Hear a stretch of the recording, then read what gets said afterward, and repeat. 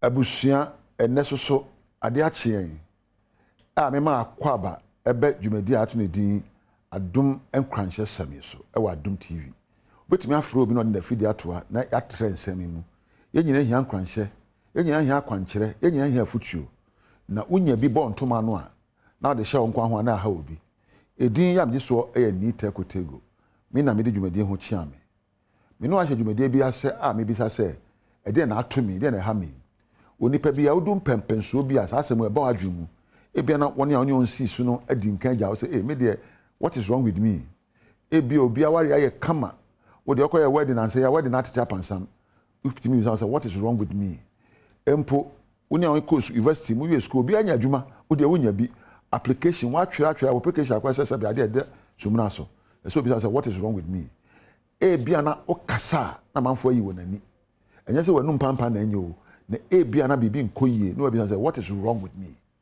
wo de adwuma wo yo ne obi anya empeja promotion wo de sound ho kwada bia you have a right to ask yourself what is wrong with me no be say ho awie sa no ese wo pe anamontuo bi tuo na bi say won say a year from today and a week from today and a month from today or 5 years from today afisene nansa sene bosumi sene what do I want my future to be like me daach na me ne den yes obi agya me ho obi aware aye obi frem bom pa frem yankopon yi na no me de anyima no na there na metima in the future after me so ye be yi me mpa bo ano so you have to ask yourself where will my marriage be, where will my life be? Because say wo pe enusade hunu amo abrabo, you are trying to create a vision for your life. Now what be sound say who will I be in the next day, the next week or the month? Me may hwan nya woti say me bia na wona nyi ho wona gi ho so eto je wara but me nya me tin dey person me better than what I am today ade chi bia no da foforo say me ye me kenya me ho na me nya nkoso ni mpuntu o mababom to be say what will I be ebiom say what will I be doing to be what I want to be e dey na me yo a me nipa me pese me yo no e dey na me yo a me da chi be ya efe e dey na me yo a be ma ware enso atumpon ede na ese me yo a me bom pa onyankopon betie ede na me yo a ma adwuma me yo na menya mpuntuo wo mu ede na me yo don't sit back and worry ye mi ni o ye ya na mo kwa me nkobi ebi hye ntuma pa tuma go na efra me ye kodwo ware ye mi de me ye kodwo ma ye it is not necessary to cry or worry. The most important thing is to ask yourself what will I do to change my circumstance then na me yo a me sama brabom what you inside dey hope we are brabo and you should take part in the planning of your life goals. Life must have goals. Ese unya adisha enisade hunu wa brabom baby ado wa ware ekọ wa disua usikasem wa dwuma wa pomudin po se unya goals. O so na bi akodi aduane peche wa wonya exercise wa wonna o se meyade wan na de yare na brewo ebia na wan kasa wo subane a wontimi nya wontintiri wa pomu dani bi ebe wiase bi anchini bi a wa wibi sade bi a wa wibi na ayade a wo de so bo obi wan kasa na se wo hwe abrabom se dia me die dia me nom se me ntimi nda se me hanhan e de yare bebra makoma majai ebia na we no yire no ewo ho wo fi adwuma ba na ot TV achi o yire fra wa da so he me da me dwume ho wo ni nkita ho bia ni nkomo bia na mo kita ho atete sa odo na mo na ahyase no na eso ahwan na oba so timuka ase mi ku de ompami o ade na mo yesa se otimi hunu se awade nkita hodie eye ade ehia ti ufi adwuma ba oh darling ete sen efie te sen no so so oh efie boko adwuma te sen na mo adi nkomo mo ma be hu se odo bi obontem no so anyi na asase ma wade enye wade wo na wonye nta wade enye no wo ye adwuma wo se me de menya mpuntuo de na wasua kan ya wonim no ho na brabo ye boya de sua de bebre wo wiase internet adafo afidie so na wonsua bi nya wonim ana wonim enti ye pagya obi a na atefa akon wotefa akon wote wade so bo modern bu bra obi pagya abrabo sunsumu onamani na atenka. This is your life. Be aware of the truth of your life. Say what trans na bu nkompo sane abrabo mu boto yesin nkompo bu reflection self evaluation edme bia me koye na no o me so mo bi o me frɛ no ideas timupo inspiration so be kenya ho ahye ho kran and specific steps so be to na muntuo and meeting target send ya can say obey no obey akopim ho we are monitor na we say ekoyi a na mo say de hu hia on pa evaluation and our feedback ni ame yi e de na ehi na eko ni ame kan ehi na eko ni ame dwene hu ehi na meko very important say da biara adisa biara na wotwe biara bosumi biara bebu compound church nya new year resolution pe de ame kan de ame yo de na atosi wo mu de na betimi de aka ho abe yi e de na me mfa nka ho ama atosi ehi na menya sa de kon de aka ho e ba na tinkam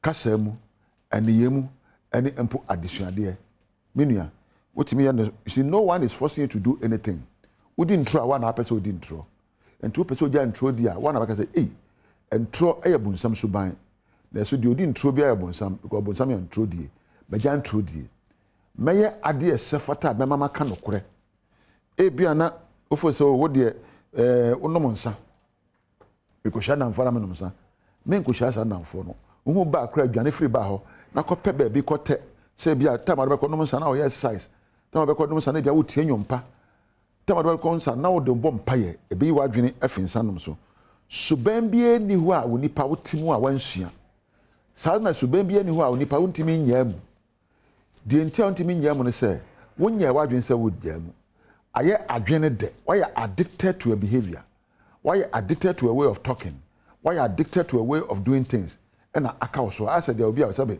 wakoshi wi aka wa adwen fon so enti adichi bia wo nya bi a ho nto ye fe na addiction na ho yaw ena me di intro ena me nka bi nkyere me yere ena me nka bi nkyere me kunu ena me mokro no ono na asa ogi se wo yesa de wansa ho ato ba obetimi agya ka kire ho se mepe bibia hye sa so me ameye na namu na agya. Many people seem to forget that we make choices in life how we want our life to be. It is you who decides where your life should go and how your life should be. And found ma utimu and found man is higher than Sanya Dean. Wo and I befer Timo Porto na Montu Akosi baby our Bible Bessie. Winnie Minia. Many people resign themselves to living a life that they don't want to live. Baby Baba Obo woman pet. Baby Baba Obo pet. Shall hobo. On says on the man some bomb say I'll do this. May you way now what trouble man yes sir. Shall also hobo. I will do this for myself this day. May I do my home. I'll do this for my wife, my husband, my children. I'll do this for my father and my mother. May I do a jumem na me so magidi. Me can some way, me for timopo way, I will innovate. Me pekwa me ade foforo na ma brabo aye foforo. Me nto nchia akonwa mu na ho. Se a na ekono. Se a na tie obi anwinwi ntime anwinwi bi. Obi a complain bi. Ye se atuka mu ye na je sunu twa. O po mpo abrabo de be sakra mu akwa animu. Na se de abaya betimi atu anamuntuo. Ene se obi bibi soronko a abrabo ani je bebam. Oti na meka na se. Obi bibi soronko a abrabo ani je bebam. Ka kire ho se efi ne da ekoi. Me bibi soronko a ma abrabo ani je bebam. Meka asamfoforo atomadwen proso ya ma abrabo me be hye mi nkran na ani je ba ma babom. Medwen adwen bi a be hye mi nkran na ma abrabo ani je bebam. Abrabo ma ani je ani awraho. Ogira mfifi. Ohwe ni fa aye ani je benkum awraho. Ya na very easy so be fa awraho. Easy so obetete wanwinwi. Easy so obefu but me mfa ho. Penifa no se me akosua ama abna maybe bia ene je ba ma babom. Aha na meja wo abusua. Aha aya Adom TV. Enkwanhye na wotie efiri minute kotegwa na me de brewo. Me da ase. Onyame nhira wo. E be senhia. Yeah, that's it. So I'll show you a video. Make I will say, I bring you over a video on YouTube. No, one more don't that's no. I am me so. Me asu we are just say brave you when you kwenya. The video be I never to have what to me a share. Near what you say was so. I am me, send a bear, whom you have been souvenir be a share. I bring be a we are video be I never to have who been be a share. Me that say.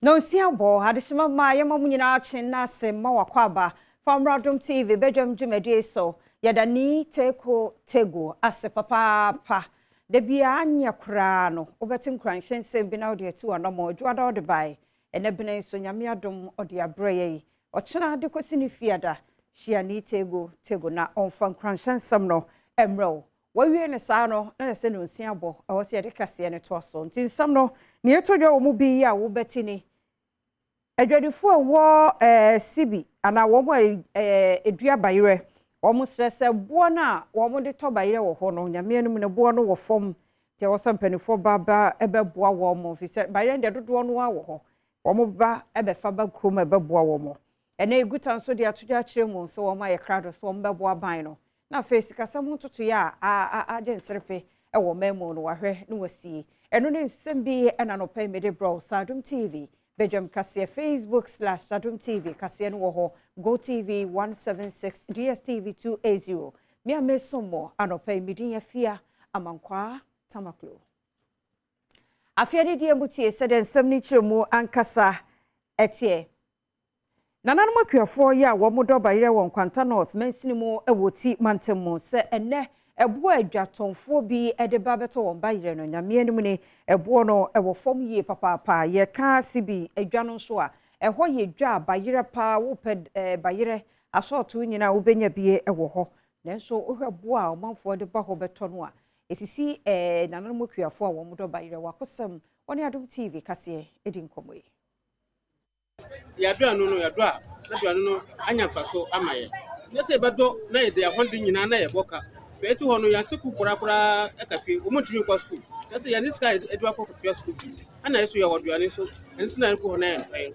ti ayo pabia ada super ti yode to aban say aban fe kwambi abafa na waboye na sa ayi ss mai na yeso ya huntoye mi pa aban cho anase atofo na cho bebi a wo bia wo hotel anase wo your company bi na wo hian ba yo de brass bi wo pesi bia wo benya ba ya na adabranso wo benya hotels bi wo ho no ma wo ba wo beda free na wasa to wo ba yere na wasa wo twa 100 na agubi wo beto be say 150 cities na atofo no kamikaso no bo ede yedi kwa fon say edikoye ejuma ye beton na ekoye ejuma ye nya hwe bo won say edimi nto kamikaso nko na ye de se hwe ba ya na da no 150 wo beton no 150 ko to adro obe dan da wo de ato kamikaso no na ya bre ti ya akwa ya atofo say o mbra mo no mbeto ba ya na akwa fon sinya kakra no mko ta ko ejuma na say ya ja ejuma we ya Ghana ya bebre bayri ntokura mani unkura na edi bayri 2 million 1 million omo nto bayri maye kura ya mbama yantimi from school fees so say the brankwa yantimi nto fi bayri nto edawo bobo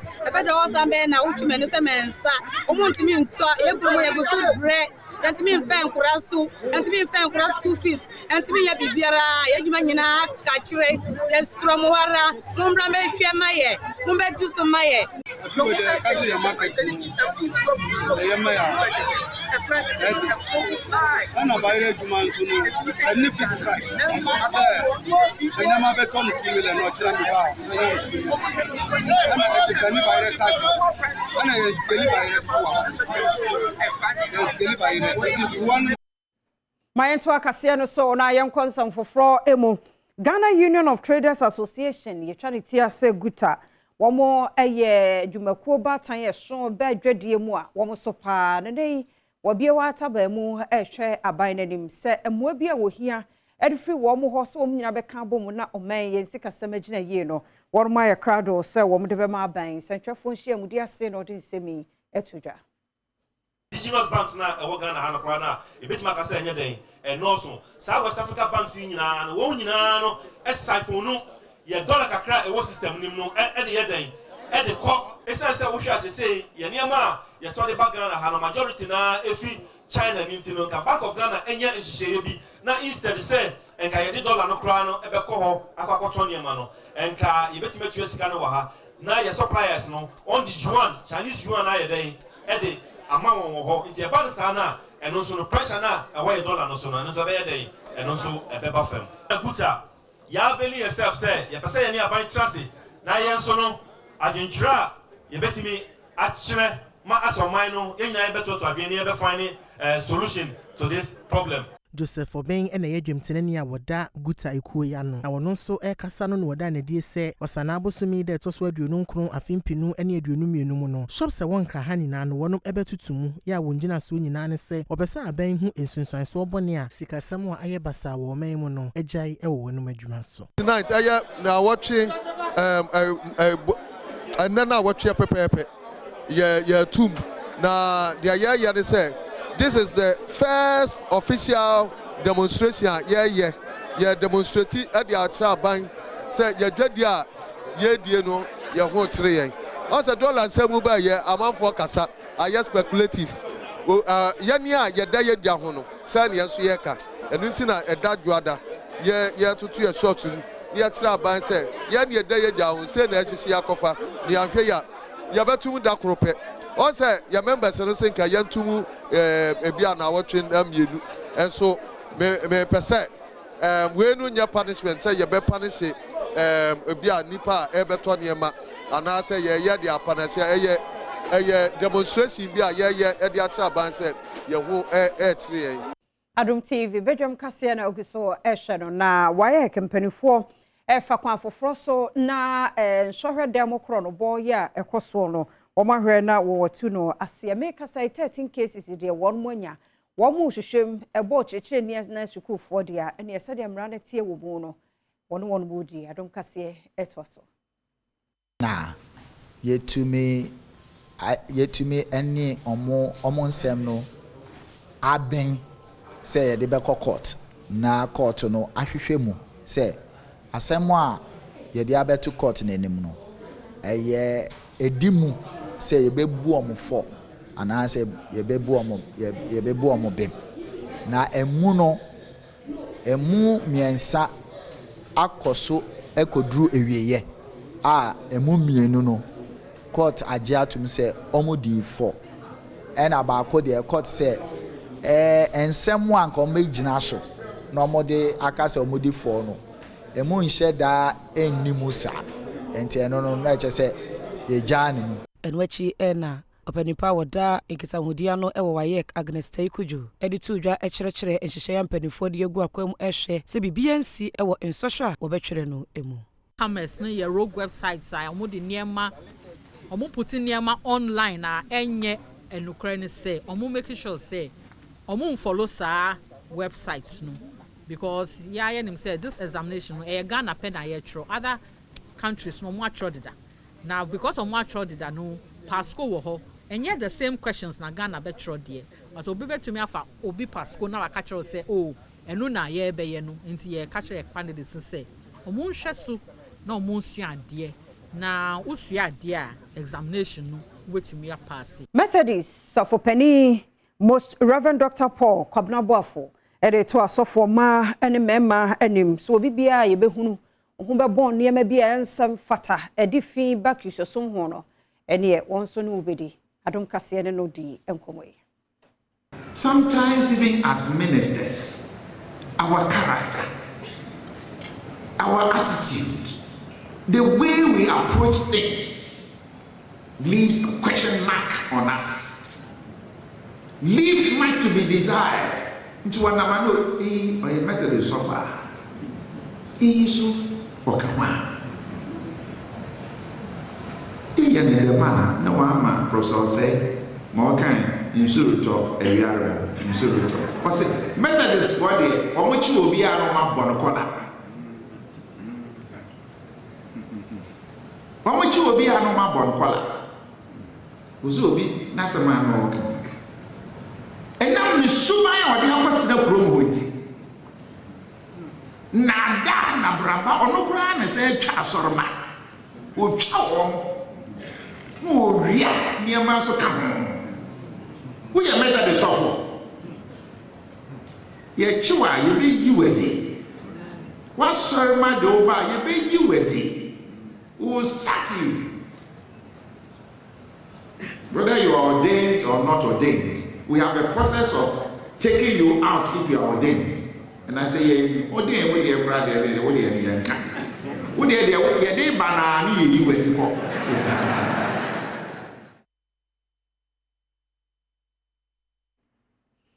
Sabaya na pomode pa befa ne tuma pa de afra ma adehia wo north mo emportamonti no $12 million hospital edan ene yesi ede ama wo mo ewo carpenter I know wo bole bamboy mensinimo or savannah mantamnimo. Most of you are here for the first time. We definitely want to know the history behind the name of this beautiful town called Carpenter. Not too long ago, the government commissioned the Bombay Clinic, which is just a little 5 kilometers from the Layata Hospital. Today we are here to commission a hospital constructed over a period of 2 years at the cost of $12 million and furnished with ultra-modern medical equipment. This ultra-modern equipment includes CT scan, LS table for autometry and X-ray, among others. In which he and a penimpa or Northern Empowerment Authority ano Nana Dr. David Mensah ya one so and just in a more traditional area. Actually, Cynthia Saya Resabi of Fato Wonswa we see Ediamo Manfo. And it is a very happy occasion for me because I have a memory of the past. The things that this hospital is providing today, when I think about it, I always want to cry. My father developed a hernia, and it became a strangulated hernia, and my father died as a result of it. My sister, Abuna Kara, died when she wanted to deliver a child. This hospital, I have named it Layata in our language, meaning rescue us. If this hospital was here, perhaps Mayina no so na Adom TV Badwam kase anopɛ na ha na brama kwan na yɛde ne nyina sie. Yɛde news na sie no de na sɛ de obon krata na yɛ krado oba online so Adom online ne my joy online graphic wonyina yɛbɛkɔ hɔ ne yɛde amaw ma metra diamond no man hene kwabena santen so ayɛ krado agyewadwa abusia memu akwaba akwade sɛ yɛ pam wɔ ani na sɛ wo de wo yɛ church member kwade wo de owura mu ana edi so na wokɔ. You know, say all the pam wa kwen wono. Wo de wono ye say pam wa ni, wo de check because so for quite the process na be more delay nti ye hu ni ntem. Ba say pam wa ni. So for me no ya because anya won say ye nyina ya gye atum say ampadu ka ho. In fact, Minister Kofi Ampadu we be ka ho. Say oman ni mu nyina no, won a agye atum so mo ye Christopher sa asom no. Okeka ni nyina asie ni a ohamu nchemu adioso ba ko anase mienu. 71 and 72%. It would have had the echoes organic. Now, that's your crunko abribia that ye chre, ye home say 71%, where the echoes were. Ye pana, ye form 71% in a chunk of the population. Ye can't have destroy money. Ye not, ye form that chunk now, ye entity ye any additional Asian, chre, no more sefata. Hunamini new money ye. Na honhom so nyoma ne nie no ye de honam ne de kosa krono awudie kontompo enantintwitwa nyoma basa hoye ye bu ni pasa yesu de ti aso dem every Sunday de me bufu ogana no unya otwe enya adoa kwasi ada ogana fie bia mu da ne juada na ne ahya ase bebre nyoma ani oman ne hihye ebo abranko ane da na di nti ho bia ni baby a wo say Ghana wo dey for 30 the crowd say 29 to baby me say me ka say mo nka Ghana me say me say em fan to baby because me dealing with 71 no because 71 ko ntimi chinchim dia na dia aka ne atonsuo say no kura pa sa de tia da tro konkro no papa na ya tro say tro konkro no e ka say unua di newu ko wie o man sika ko yesi different ya tro Sometimes I'm wondering, because the other Yamusum na Yasum in this country, too much. Only in this country. Bibia nyame. But asem na nkasa be say nipa no. Asem na ene ebo ebra. Se nkremofo mani fi o ka se omo ma ho asiesie. Se omo ntimi ma omo ho ma enwu ho. For over 50 years nia ye ben ye hu se sa na nkremofo aka no. Eda so gina mu sa kremoni ba hu na no wo no.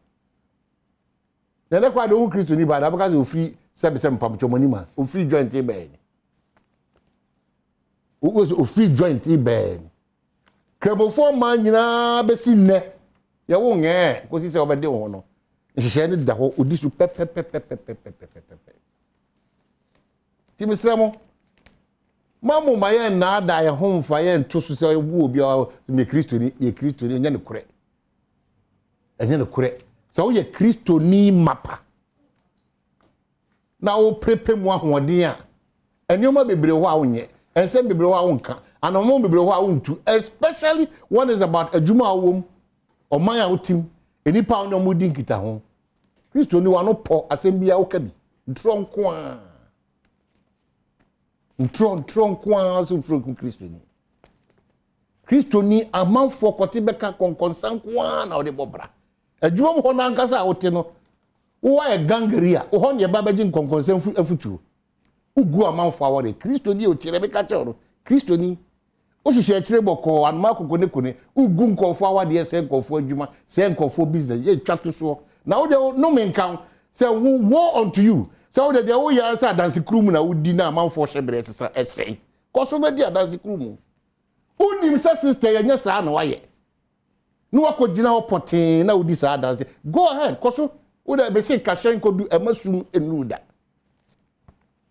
wo ba bia yakika kono esa si ebu ye ni egu bibia so ma bibia normal nti obi a te da se abra na ofa de kora o ti adwuma na hwe wa wo suma o ti adwuma and there ya kwa san ko fon so kwa na bracket jantum o ti adwuma mu a wo ni se wo bo adwuma no fom wo na wo sa kwa bracket jantum asa be gina radio TV so a church o kratem aka me bi se ana Ghana di wo krono na wo boy no se ga wo jai ya na aka che mo no mo bokro no se mo ja ne nyina indi Ghana sense de so a nka Ghana de na ye no ka esubeti kakra uti dwom ye de tomatoes hima nyado ahima body ahima oto eye ode na wo bu nipa fa so sa wo filling station no create artificial shortage wo your attendant no wa say movement na adnentimi nkomiye wo de koso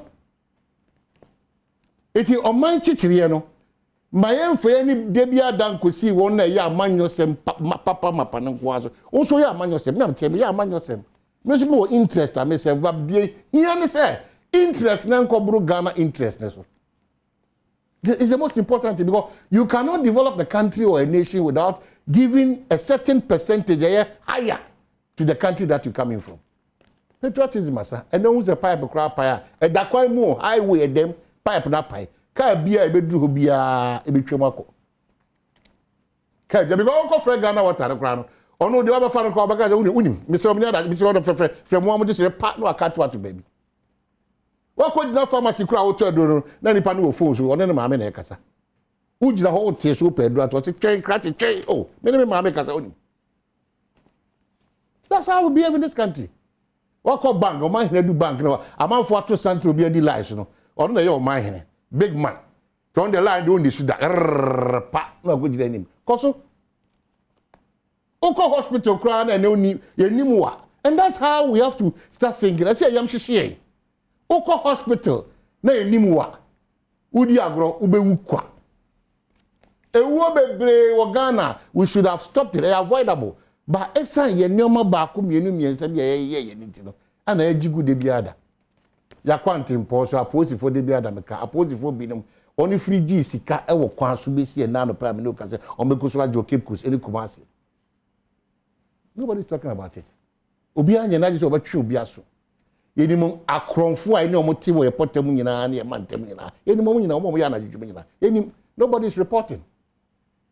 Uhu so ye kronfo wa hu bibia di adanse uhu kra wo suspect say movement a oni boys bia na nadwo omo bia kopem anaje be 11 no ma back be 4 years adwuma be nko na o Ghana ebu sei Omo nya hwe nso bo se nyoma omo ye ne ene omo su ne omo bra na ensisie ni.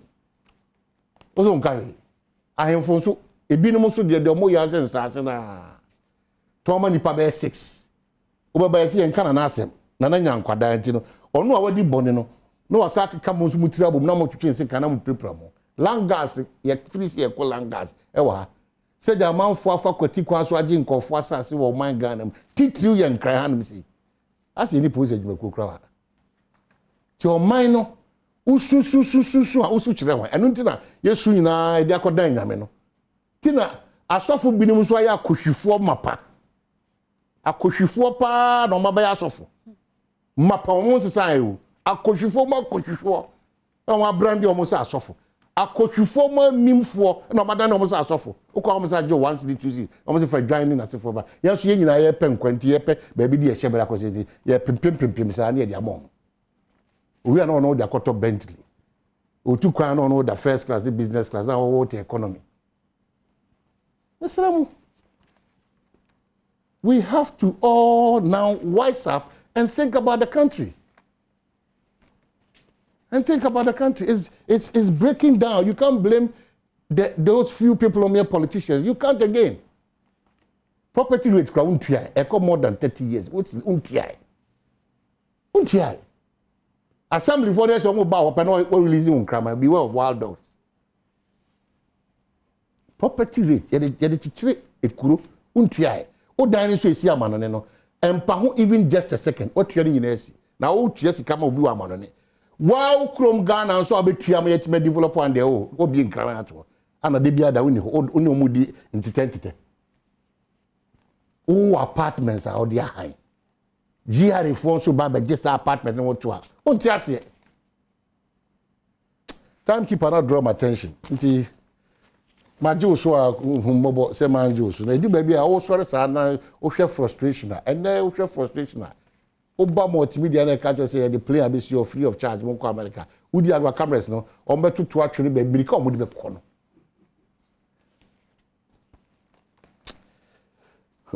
Machia concepts mama na video. Sana me kan say matter in there akoma pa mo ntina mo dia say that me catch him say ye ma dodo na ba manyo semu a the level of emimsem ne krono ne awudie ne nyoma ne ma bebre no eso beti e ma kokuduro no e wo sika wi a ho no e ne krono bo no e wo fom uyi ma oha enum de omba ye crack omo crack ne so no cha mema aduasa ba emma akomato oh emma wosa akoma bi na yes okay emma da sia no pay Mede Daily Graphic emosem emao na mampani adoda kwa kufado aproba wonam savana mantemu no bo sensem bia wode akwasa ahemfo bia wo ho ne se ewom se economy ne de mu oden na so bo sha efa akwan ho nsem no de ne remfiye obehwe nso se obeye ne nyina enti challenges won't affect road sector president assures nation eno ene mfoni a wode nsato ensayem ewo savana ahemfo bi ntem no eho mfoni ena edaha no pay Office of Special Prosecutor halt auctions by customs demand particulars on sold goods enti na ano na ya na niema ne busu sa na dia edonkomi atoso na ye ton fofofo auction no Office of Special Prosecutor say sa custom hofo no so mo obi a omo ya omo nya efi se ne hwehwemo chese from 2016 edibesi 2022 no ekwan ya omo fa so a auction no omo auction no enam emra kwaso ntie womo enya yansa eno ho asem edaha na ba ko bi nso ewa ha ye foto sam ne se papai na eche se yare efe no se kwata no ewo niema bi abehu woni peduanim a eche se ebi ye o na obu ani go so no wan pentem ankwa ya sabia na omo ehu se no bi na eye we no na abehu sa fei onsa no aya na ewewe ebubu na eye wonan so anasa abehu na afei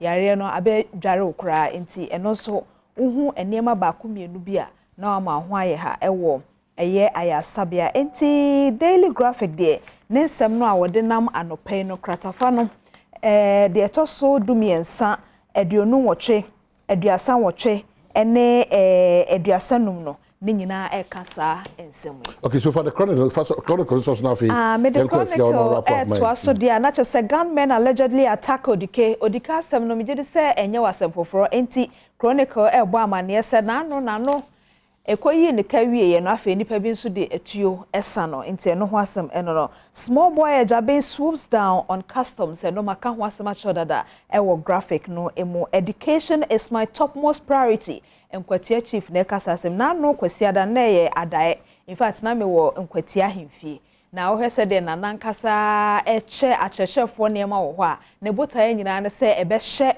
achechefo no enkran na oba ne edo koto akurase kra ne obehia abema akurase aseta be ye ode no na wani atumi akanti na naboama ayiripe otoso miensa kwawu nkwatia hene info ni da ha kasa asemi ede afa ne ho enti eno so eho asem na quotation no de ne chronicle de bae no eye Obadiah chapter 10 chapter 1 verse 10 because of the violence against your brother Jacob you will be covered with shame you will be destroyed forever. So can chi say etrimodin a wode bo wo nua Jacob nti etrimodin a wode bo wo nua Jacob nti ena eniwo be kata wo ho na watwa watwene akosi da nyame asemni amen if you am patwa da ma me harisu na me nti fa delegate twem delegate say EC there say edu nketia over juju the new crusading guy say government secures borders against terrorist threats. They find that say contract with GTV was terminated on value for money basis.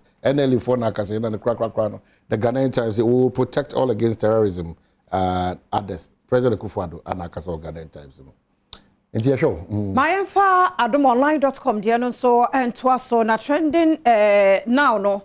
I say 12-year-old boy be a free mo ejashishie into you adomonline.com and also I was so hana me be ni mo high education or say teacher unions urge GES officials due for retirement to vacate posts. Achacha for amanyini ana say GES office ho mo amanyini mo nkona ebi wachire epro na chi no mo mrama to adwuma no sonti wo masam no Timakunkum Foundation supports breast cancer patients with 10,000 Ghana cedi. Nti enu ya temanso abono homodin papa oba adomonline.com and so ewa ha na hudrisem local news na meka say foreign but a woman kills husband cooks his remains after discovering affair. Kwabene mo serious. Local news. Na local just so come detail no local crowd. It is about him say foreign here. Aye because I will come cross anwa. Ah we are now here any day. Hey. Everybody Nyankopon we are more boate. Na this obi ni ye me ehunu local crowd be asem we esi ye na sometimes you know ya na hwe a 22-year-old woman. Hey. Afghanistan be Ghana Hana, who is the mother of a 5-year-old girl, dismembered her husband's body and cooked up his remains before she was discovered by police in the local anyway. Na because Ghana there Ghana prasa na enye Ghana ha na e wona abisim obi chiche obi dey say fridge. Ai. Then no kra kosi sempo a eno ti kra ebi asan si biewu na me kai kase ebom. Ye wo krom ha na obi twitwa obi dey na say fridge. Ai, na ase dey here dey kaswa dey na. And it be different because they say they different. Bedi hon komo. Any patrimony assume dodo. Just be dwen wa menti ase. Se wo nuano boni be te se opeso okunu. Na wo ye kum dia sanka wo krank wa nu ha. Hwi ase da guni paso ase da nima se no ho. Sanko bon be koso e wa fisem. Enti kwabena ne ni pada sane atimi akum ni kunu. Ano. Ah boy. We dey ready. Na Adom no kwa menu about Adom my job online so you say do not use aircraft number N-195DN for flights to Accra into GCAA pedifo and Diama Delta Airlines for I'm producer omufu wa sign ewiem ho na sign. Hey, already we are mobile because if you want to BBC or how more minim and Yankopon a very pass one part until I don't want some no. Yes, yes, I will you now. Nasa one ya dear. I was so now we am share for Moncheke. Mimi ha mo ye ne de. But sefu wani ma. Car no na mo say a shot indicator na show say ofu o low eh. Na ti asan na mo ahu. O say ye beti an nka nipa.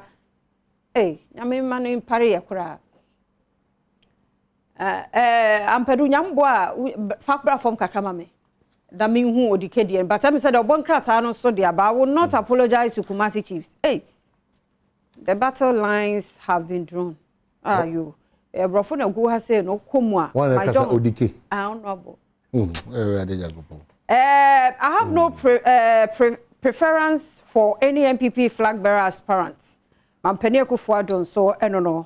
Good time so to close shops on August 29th. Until next week. Good to say a day or more to tum because the enemy chrono. Edding, affect you, Munti, affect you, so I yet on. No call a shopping mall, so a be our call could dig a crab. My new about 1,005. No call. Eh, a radius or bem. Now, company for whom my woman journeying young sound between me to 20 million a year. Me and no so, Mabusia, na Yemfa see her. More mobile Facebook and so. Yamishamo, Yadamo said, Yedu Sono. I could hear some Professor Ike Walla said, Ba. Said ya kana na fisem me dofuti ebuate na hunu se nipa bi adwene bone abanichi mu a wahunu nentem wahu ya yenye careful ye wie mpensem mo beba promoto ede Adom kase afoforo so ebebremo ye da mose abusia me di the Reverend Kwame na Aida me gidi se ye dwumede ni na wani je ho ye videos ye talk shows ni dwumede ni na de hia me pa ne se na ebe ya wasabaka ye dwumede no 24/7 wo bell no wo de point so Sabel no punches so biu na some punches so biu o punches so 24/7 you make any na a share kikro na on saka and follow us and share the page for commenting na so to no nyame share.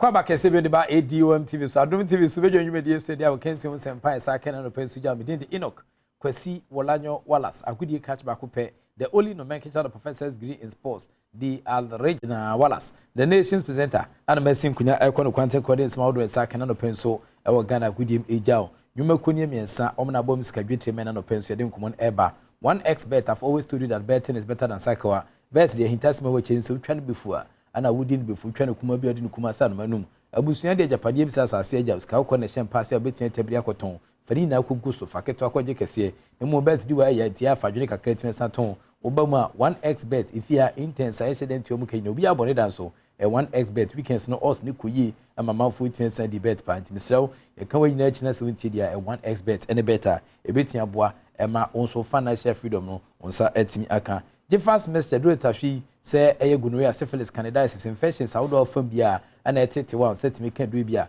e prapra wa hrawa na mre bo mo atimi di nchineche bo moden ada ukọ herbal shops ne pharmaceutical shops ne mu a onsa betia ka je fast na no ada kwasi ada no pastor e behwa dance am si only je fast can save on setimi kan bia e beboa amaniema etia tutu ye dia ma Sedimo gel and roll on your ultimate pain relieving gel ukote manya na ashama market nso nya na hokra obetia from so 0208986731 na on Sedimo gel and roll on yenhwehwe nkomai yenhwehwe mwa so tubi akoton na se wotode ya ho no ebebo amaniema etia tutu ye dia ma a journey of 1,000 kilometers begins your very first step yensha se enfamfi walk up warm up Wanti na 21 e was akens kesi timensa to fam World Cup warm up eno no afie mfa ni timensa nchire mu krafo from dia na hye no so mam say EPL English Premier League matches ni bi timensa to fam Manchester United for timich Liverpool for twema kamienu wo mte kana baako e was akens kesi a eno na jude so eno so eto fam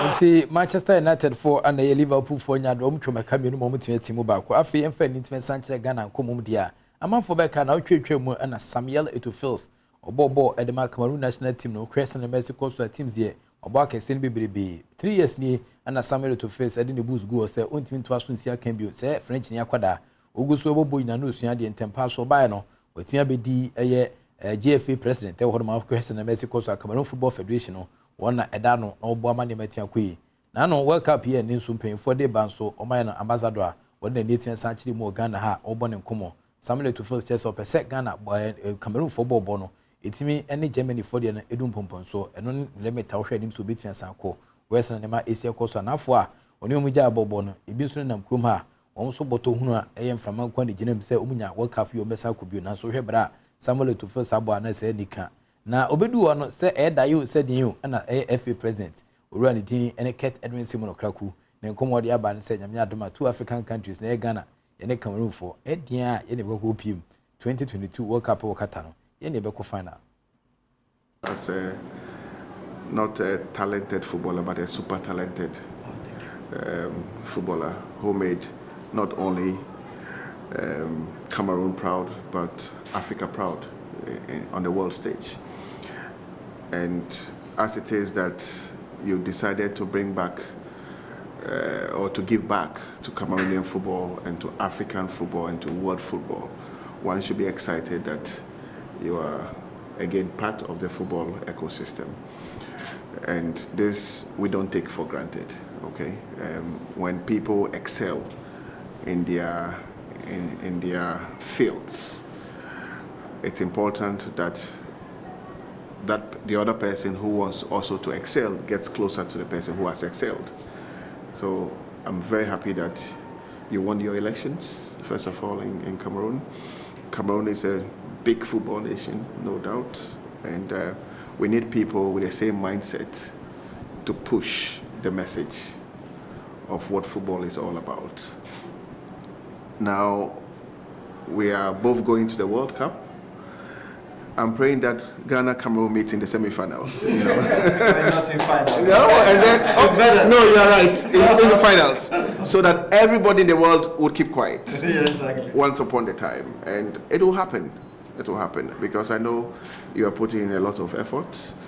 I remember one of your engagements with your players in the changing room when you were like giving it to them. I said, guys, we have to perform, you know, and it happens. I also took over a football nation that was struggling, obviously, and we had to do a lot of work. I mean, getting that victory against my senior brother Maju Pinnick was not easy. I mean, you saw the game in Abuja. I mean, crazy game. Unfortunately, it was either Ghana goes out or Nigeria goes out, and I think God was for Ghana.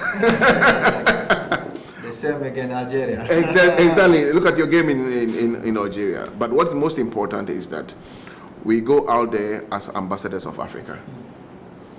And it's been too long for an African nation to lift the trophy. But I think that for all the things that we are doing, I am sure that it's going to happen. It's going to happen. And when it happens, it's not Ghana or Nigeria or Senegal or the other sister countries who have won, but it's Africa that has won. And I think we have too much talent not to win the World Cup. I mean, from George Opon, Abedi Pele, your good self, the list is endless. Super talents that the African continent has produced. And these super talents are the ones who are making the European leagues big. It's a fact. Go from one league to the next league, and the top players are Africans. So we deserve to be there, and I hope that all of us will take advantage of the World Cup to show our country, our continent, to show that we are proud Africans. You know, because you know there's been a few times that when we are in the meetings, I watch your demeanor, and I say, look, Samuel on too. But we are coming. We are coming. Like you rightly said, there's a new generation of African football leaders, and we will speak our mind, we will sell our countries, we will sell our continent, because people must believe that we also know how to do football. You know, so we are very happy. I think the team here, everybody is looking forward to the World Cup.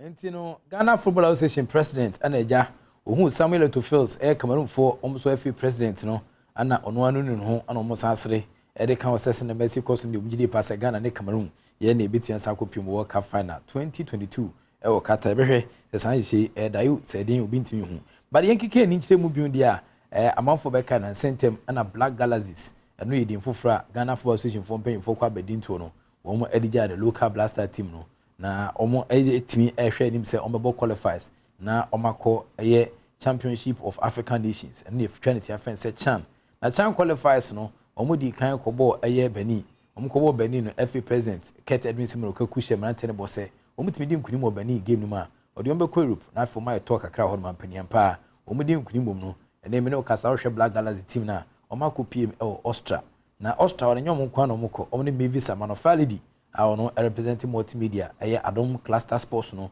ejinem de den pa nkoma wodo etense PPM na de hu hwan so etense gyan bibia metwema ene nyame adoma the Black Galaxies of Ghana womo enene katafo omo national team na ekọ work proper nakasa e de akensi ba ko betia pem so we 4 nations tournament a eno so betia santo fem countries makoma ko bese na no madi kan krade bi etia tentam so da ti yen Ghana ye bossa one off game we pe mantin be san bo market be san se bibia metwema na ese kwese dai ye ne Nigeria for e de chan qualifiers no last phase no 18 sapem so na first leg ne beba so e wo Ghana ha eni timrante ne betia saba no be hwa boma niam etia koyi na ye boss akinzi kese no na okopie ma na ese Austria fo so eton sande fan host nation no omso ne Jamaica Reggae Boys no omso mrante a omo hwa nim se kwa bia so no senior national team no ana beginem akonkodenden na coach Anowoka wona kita the Black Galaxies of Ghana wadne botai e wo game Ghana ene kata e de betentam so ne no ejai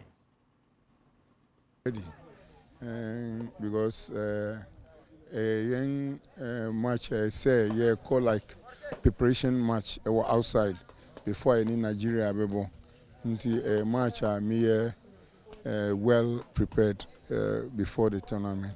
Me find very serious. My share that catch that I say a match me kwa yediko prepare ye. Esan say we have only about 2 days near Nigeria airborne. Into a match me di prepare me who ye and sana matimi Asia Nigeria on the 28th or whatever. Into is a match I prepare ye. What prepare ye and what target necessary because over against Qatar, over against Morocco and then Jamaica. Yeah. And until I make say a match yeah, but and me target ni say. Young sign Chimba as champions. At least we want to be the champions in this tournament. Until say Coach Anowoka ana okita the Black Galaxies of Ghana. Now the boss say say just nyame adome Ghana versus Qatar. Ewo Austria no ombetuen say the munkunim na boa manyama akoye dia mom. Yemra Ghana Premier League transfer fence ne nra ana dwo sum ana yetum se hwetwere. Na akekoni chimresen mesi koso Accra Great Olympics. Oli gbogbo oli mashi oli nkonso oli pito oli juliju oli Rosalenda oli akapo kobe oli we have signed more players this season omo na ehwe nim se kwambia season ombe nkunya omkoko mu a former Edin's player niti ene Emmanuel Ajmabadu Ajingu Imani Kanika ana ene omasano na abrante no so de nkomo kakra tia saba ese nyame adoma na se hunu social legacy na nkunya nkoa. Just be rusty, can't stay home train alone, it won't help you. Just join a club. 6 months loan, there's an option in January for transfer window. Just keep yourself busy, help the guys here to grow as well, and just move on with your life because our life is football. Yeah. So I'm just appealing to them. Maybe most of my colleagues fear the insults, but my friend, let me tell you the gospel truth. When a politician and a footballer, you should be ready for everything, especially our side of the game, because every day we talk about football. So you should be ready for everything. And just come, let's enjoy ourselves, help the guys to grow, and make the league so exciting. Look at what Sule and Nkum Asamoah did to Legon City, what Nkum and Sule have done to Hasselfolk. And now I'm with Olympics as well. There's a lot of attention coming to the league. So they should come, let's enjoy ourselves, do the game you like best, and just when you have the opportunity to go back, then you go back. Once you haven't stopped playing, you need to come. See, Emmanuel Ajmabadu say kwa this year now ten cancel den komo agya no say ampa wa sign the Great Olympics so hwe nim se nyame adoma obetimi dia praprachi bi osenya contract for besan kwa bruchia san kosi akan e de amomo andi kumi eye kumase asan ko player anu da team bi na ketema che Sudan no ankobi ni na se andi kumi watimi ayenwa ne obu na ketema kopi obeche United for akache a wo hwe nim se kwa bia so beti akobom amani ama etia ko ya brante na sem wo kan nan se or hwɛ nim so obenya playing time anything na nei wɔde abu na ketem afikotoko akɔpie Bechem United.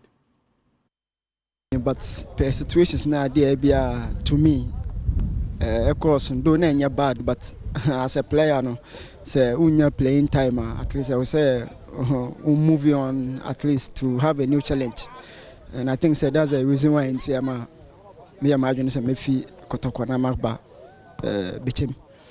Who's the best decision for you? Oh yeah, for sure, because Bechem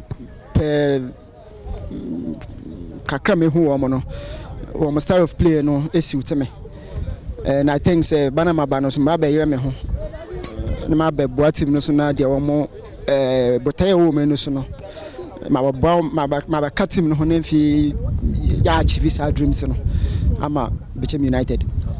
Upcoming season? Oh, I think for the best. Yeah, for the best. That I'm going to do my best to achieve whatever dreams or aspirations are me their mommy home. Any target I'm their mommy home. Mean to me fun to do, but I think I will do. Andy Kumi, former Kumasi Asango player, and I could be Bechem United, the Mama saw team Sampa, Opebo headache, and they are to Atenema and the Pimpo, so when Mama Swina Papa and Sunya and the ordinary team Bechem United for Kachi. Central African Republic, Amabrantia Bakwe fence Yasan, or no one signed their across the folk. A month for Becca last season could consul and each move on the shores of Africa to Sunday fair players being to him as a full phone session, GD Passe, San Yamasi Cosno, Central African Republic player, on Suba Obey, or Babo Bruta. They want to win everything, and the spirit for that motivate me too much to come to make the challenge, to do something and help my team to get many trophies and as possible. I never play Ghana Premier League. It's my first experience. I will fight. I will give my best to make you happy. Phobia. In Central African Republic, no, Omabranti fence say Yasan, and Otene Castle ne Como Ejano. Coach Samobodu and so in Chichem Kaketian Saba, the Indian and Wanda Asomisu Aruras players, the Genemu, our Genesis, Gaka Topsis, I can scarcely transfer to Genemu, another Honkumo, and so Abba. Pointed Sabia, Genesis, no man who say you're presented with the main team, no. But why we are on preseason and the timing was not bad. Timing was not good for us to play that much. And then I would say, yeah, they some few we need the Arsenal airball so much, with the appropriate time they will see the team in the good shape. I believe say almost support and no be beyond so or any budget. Coach, just a deliberate say you didn't respect the competition and so on. Oh, not at all, not at all. On say our preseason we are on the endurance and condition side. Yes, started ball working on in need 2 days right now. We know say ball. I so a beha and injuries to kakra. I say yeah, rehab. And anything on my team, I'm a and you say no. I do respect even playing with the coach team. Crano, I do respect because obviously at the end so I didn't free. And I beat me as a develop a coach. Beat me 1 or 2 players. Be able to develop until I respect every competition that I'll play. And the coach Samuel Bodu has a full coach Nathan and Castle didn't come 18 Saturday generation. So, said, nee, so Kumase Asante to Kopim El Sudan, one more any Al Hilal of Unduman, and a dear Kensi Bakubiti and Saboso, na Omodia Tinto Mumpu, Yamiadoma, almost Sanche, Nimse Biasno, on Bessenia, other friendly matches now for Confederations Cup team back on also Africa or Kubinoso, or my share, Yamiadomom, dear Kensi Bakubiti 10 times and Sana Beperno. Omabu market team Ediomani Etian Sache Ghana. Ombe Pimo Ghana pe Omo de Super Cup no Etian Sapim so 2 teams no Tima Odi Kunimo FA Cup ni team Odi Kunim ewo Premier League no and this I can see the Etian 10 times so ansana ya league na say na ohwese na sa can see the city a ombo wie na ye colleague nima first week second week third week has ne kotoko ebe san shebio sa can see no ebe ba so ewu Kumase the last time has ekupi mu Kumase no omo etime chibi na te for your nyado ewo FA Cup nim almost Sanko Kumasi bio. Nkuma wachire ne dos nyame adoma e mepa minya daje a mesa abon kumo no mo na afo se na hye ne esie ko 1xbet. I've always told you that betting is better than soccer. Wa bet there entasima wachire so twa ne befu a wodi ni befu tim so ka kire abusuafo na hofo yere o ma wo fasefo nyina so mu fam honyim the only way a bit me obtain your financial freedom no so don beji bet mu pe better 1xbet uni mu fini nwotwe a emfa ho engine je fast message do no eye edu ba kwa two infections ase prapra harawa no mrebo ho obedi nchina che ewe radim sanso na sedimo gel and roll on the ultimate pain relieving gel so pb to akoton de obetia from 02089886731 na on sedimo gel and roll on yantwetwe nkomo we mu ana attach ni boy man na no penso yede agokensi won sempan sakan ewo Adom TV so Adom TV so bedwantwumedie so edijawo within the Enoch Kwesi Wolanyo Wallace agudie cash back up na metemu yede of course an evidence based presentation it means jawo wade entene ma onye okese yin febie ni da so ni fan ko bebie ni da so me so you the still Adom TV insha hodo aka wache ne ana ede ana afensu mu eden koso a na ma wani eni achi ewo insha hodo a ede ebenim the act of being a good guest is to now to say goodbye. So I should video. Say your thing. You be here or one say, subscribe, share, like it, and comment. Now videos be brain never grow. Say by ya for François and show. Adom TV, Adom FM. Ya what the mama. Me that's it.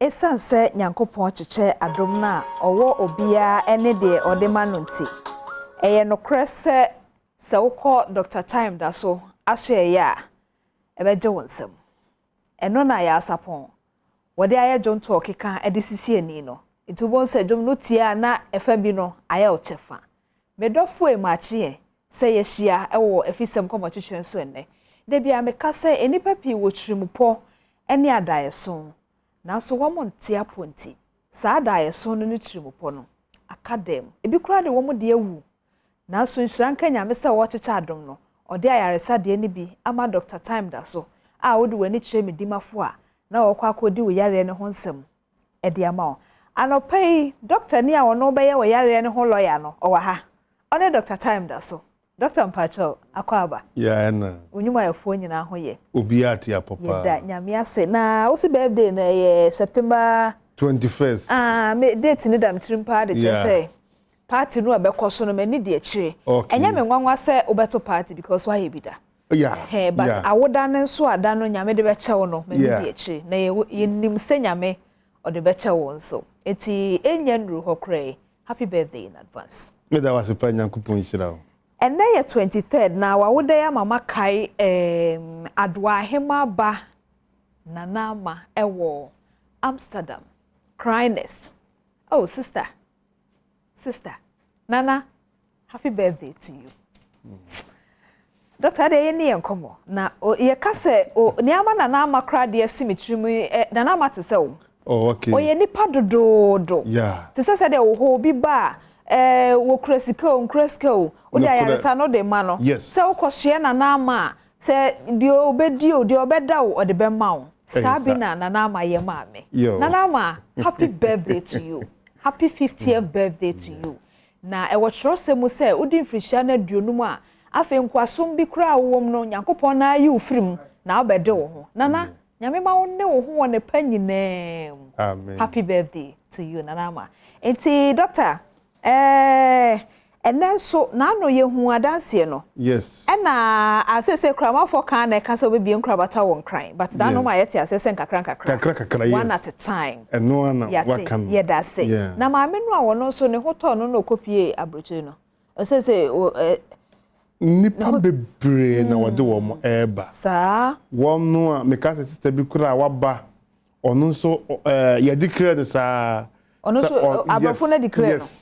Yeah, Nyankopon adom na enro bai kase bi a waye no enye asemketo na wafon kura na wonkan no kura nka nipa by the Nyankopon na medimafo so ye no me kura no agimensem me na me kan say me de me yes wo say yes I le ba say agimensem because ya ma na buka faso anano man last week Monday no sister be by oni o ma me ne buy na obaye na all catch them say doctor enka ma badada do mfinhia dunum nie na madada mu a mentumi nsole na me frɛ obi wo Kumasi me nua ba akwa wo di machi wo Kumasi mate Dr. Tam da so wo Kumasi a doctor yi onyini bebre ontimi nkofa maami owo 90 years sɛ wo mra me di adanse man enti ka me besa me ba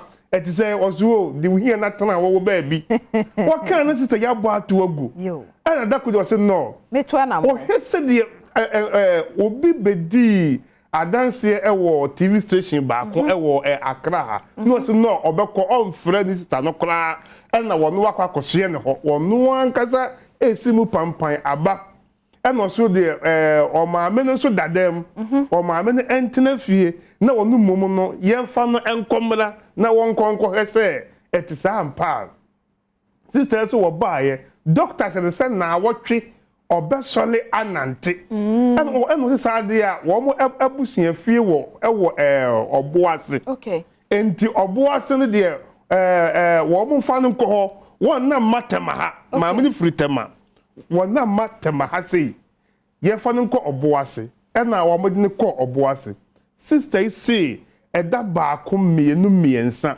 wo da sole anopa no wo se ase onyale da obi a wire for 15 years ase je se wo sole free nimpa so no ase wonyale wo na asase so da wo se opie ye osebo 190 wo se mananti sister say ade ye ye say oba ye mentwa no wo se doctor here wo yi videos bi twida but we me koda aba ayale sabia so kese power Accra machine ye de meto so sima mako edubia ye 100 cedis wasi edubia bia ni padium timi ye ne ya jese nanka se wo wukura wo pe enti ba bia wo timi so ka say ye ne koto machine so a na emiem wasi 10 minutes bia otua 100 Ghana cedis ya declare say ni nompe nyina ayeyam o kese nompe nyina ho awewi a ontumi nsole nante da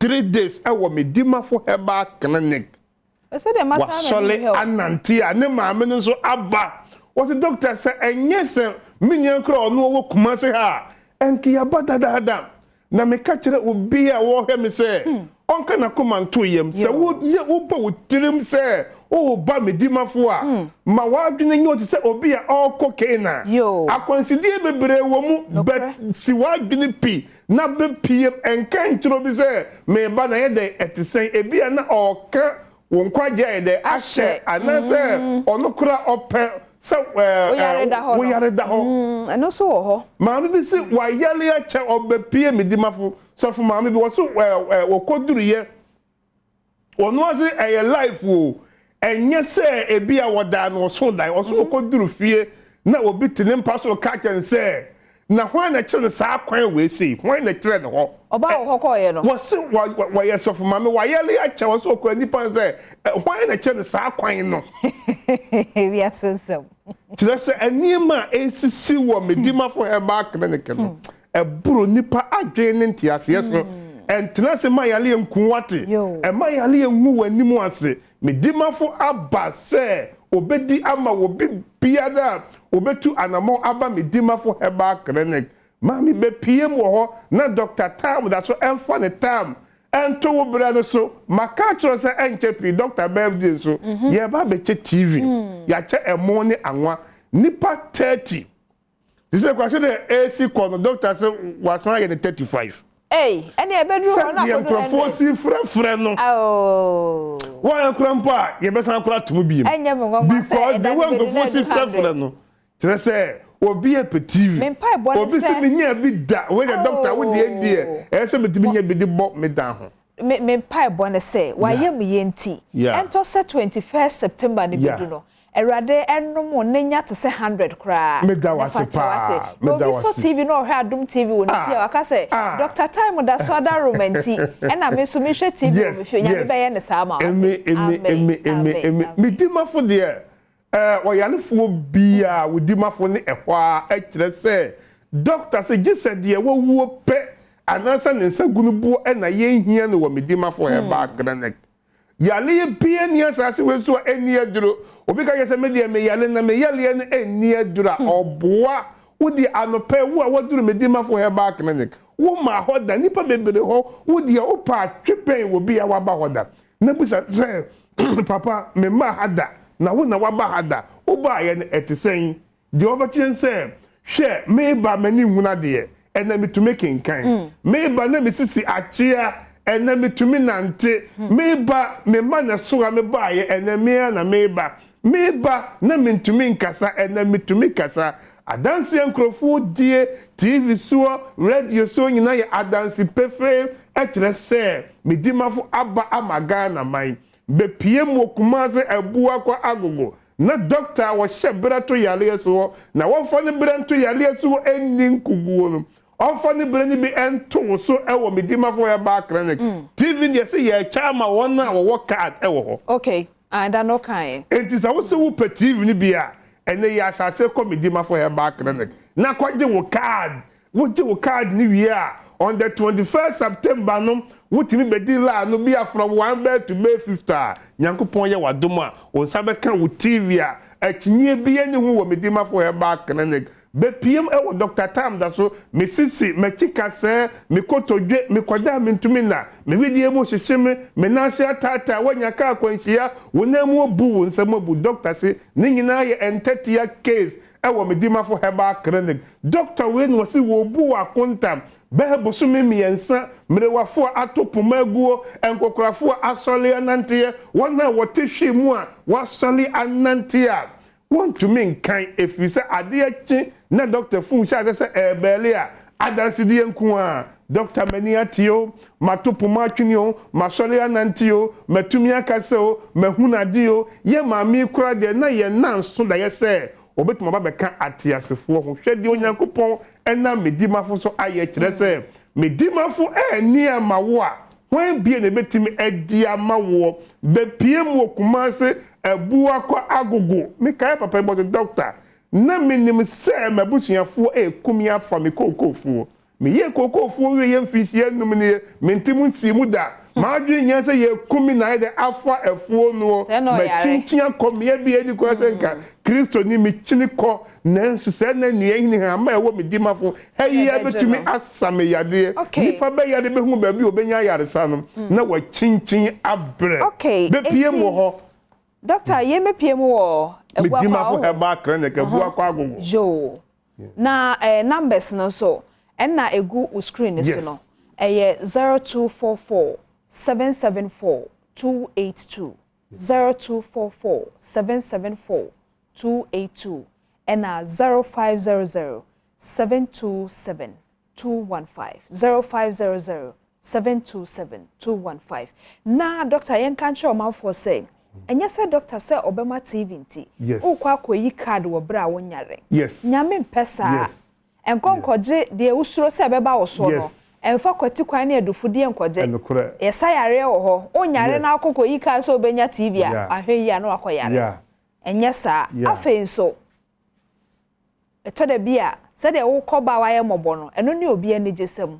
enti obi wo ho a bia bekọ aho beto no na o si ukwan ya ahwe yi na de ogide no honhom ka kire ono tie se doctor de o ka kire ye no obi wo ho no kra na wo yare da ho o da wo ho a wo hwe wo sa no pe wo sa ya tie nyame ne tie wo ne ne tu anamon ye da se ye da se pa enti anopen so doctor ka de ye a kire ho dodo wo a ye ko ebu akwa agogo ewa santamanta medimafo heba clinic na Dr. Time da so at the time ato ye yare so doctor anopen so meni ahwefo da se nyame nhyira wadwuma so no mpeda wa yare sa adum amen amen ebusiafo meni doctor de si na enne meni wo nkomo aye die no mebisa se ebeye den no obi ahia obi akache ne se bedo oboa na brabom na hiadiem na de aya na eyeme ehinta sempa wo adofo mienu ntam ne se ade aye fra ne se adagya no safo no penenim na odonti omudan wajanso e de kire won ho efise de bia obehia obi no no wakra ne ho nanso sa adagya ne de adofo na eche enso ebe wiase no enipa wo modo wo ho ano eche adagya no na ba ko edi ba ko dem aye ade ne de sa aba medofo yi enkomo aye ba bedie no uhwese de krachi bia ye raba bi se medo no ahwie asedegu ne so a Mr. Otwɛn memeba ɛnɛ nso ɛyɛ benada foforɔ a Nyankopɔn de akyɛ yɛn edu benada a yɛn kɔm a yɛdi no afisɛm so no ɛyɛ anameda bra pani oji ɛne na si ase sɛ da bia ɔtwe yɛ adwen susu sɛ na nipa te ase ɛna yɛ ɔmoa bi a yɛmfa mmoa no ɛnɛ yɛn kɔmɔdie no mabɔ amanneɛ dada nanso saa afei no wasɔ TV no a ɛnka akyi afei kora na meba bɛhyɛ ase happy birthday ɛnkɔma Elsie Brio Ando Queen Rita Academy American Farm ɛwɔ English amanfo me hɔ ɛna wokɔ school o papa David Ando ɔwɔ My Joy Online say happy birthday to you Awurade Nyankopɔn de wo kyɛ no ɔma na akoma so adeɛ sɛ ne ba ne wo no emrem my dear Elsie happy birthday to you wate auntie do papa na ɛnɛ so yɛ nanama adoahema ba Amsterdam Cryness nanama happy birthday to you menim de meka kyerɛ wiase ɛfa nipa a wo yɛ ho mepamocho ɛnɛ obi anhyia me wɔ social media ma me kyerɛ diamond na meka ne ho asɛm akyerɛ ebi kura na wonim no nana happy birthday to you happy birthday to you na maka ne sa wie no yɛn kɔma a yɛba bɛdi enwuma kuo yi ntie wadaroma ho akwanya ma sɛ wa chicken spices ka ho bi frɛ no 0558203148 na on san ka bi na afei mabɔ amane sɛ GRA for gye won tax no ntikotua ansa na mehu yanka aba wakwam afei ma menka wo sɛ dan no so bɔ no fa ho adwuma no hyɛ DBS for nsa efisɛ wɔn na wahu nimdeɛ wɔ bra wo bɛfrɛ wɔn afa 0543286637 na wo HD plus no unyenya bi ama wo sanka bi fisɛ ama TV hwɛ ɛkɔ abɛɛfo ama TV hwɛ ɛkɔ nkan a sɛ wo hwɛ TV a wobenya feel experience enti 0242439872 wonsa ebetumi akabi Grace Gives Herbal Clinic besaw yade na ode no kredie ka kyerɛ sɛ nifraye na betena wo so mfirihye dunum a emma sɛ no de oni ho ayaresa dum na kwata no ne asotire no ene achacha no nso emma wo ntumi ensaw yade na mmom yade bi aka bi ade wo mo bɛboa wo enti 0244126123 Dr. Grace Crash obose ne nimde no akosua homa pejam enti sese kura kyɛn kane no fo ani kyerɛ hɔ na hontow St. Andrew Senior High School so ma wo ba no anase wankasa akwanya wɔ Senior High School a ɛno no obɛgye ntetie papa omonso hɔ ni twa no kura de first no wo mo di atoto so a enti wo bo won ho safo hene sɛ they are always in the lead isan say a grade A school 0244696911 ɛno ne number wo fra St. Andrew for bejo so piwa kenro no de garlic ene enuamu ahoden de krojen de ye nua ye nkaja ena omo akeka abom a wode esa onyarewa ne nyina momoden na fra 15021 000021 na onsan kabi nenya apomuden Franco say efi TV air condition phone ene ho akade pebi eto anase pebi na wankasa de abobra ko wo mo nchen uhia nkyeremu nso a 0555939311 wonsa betumi akabi multi TV no nso me de me say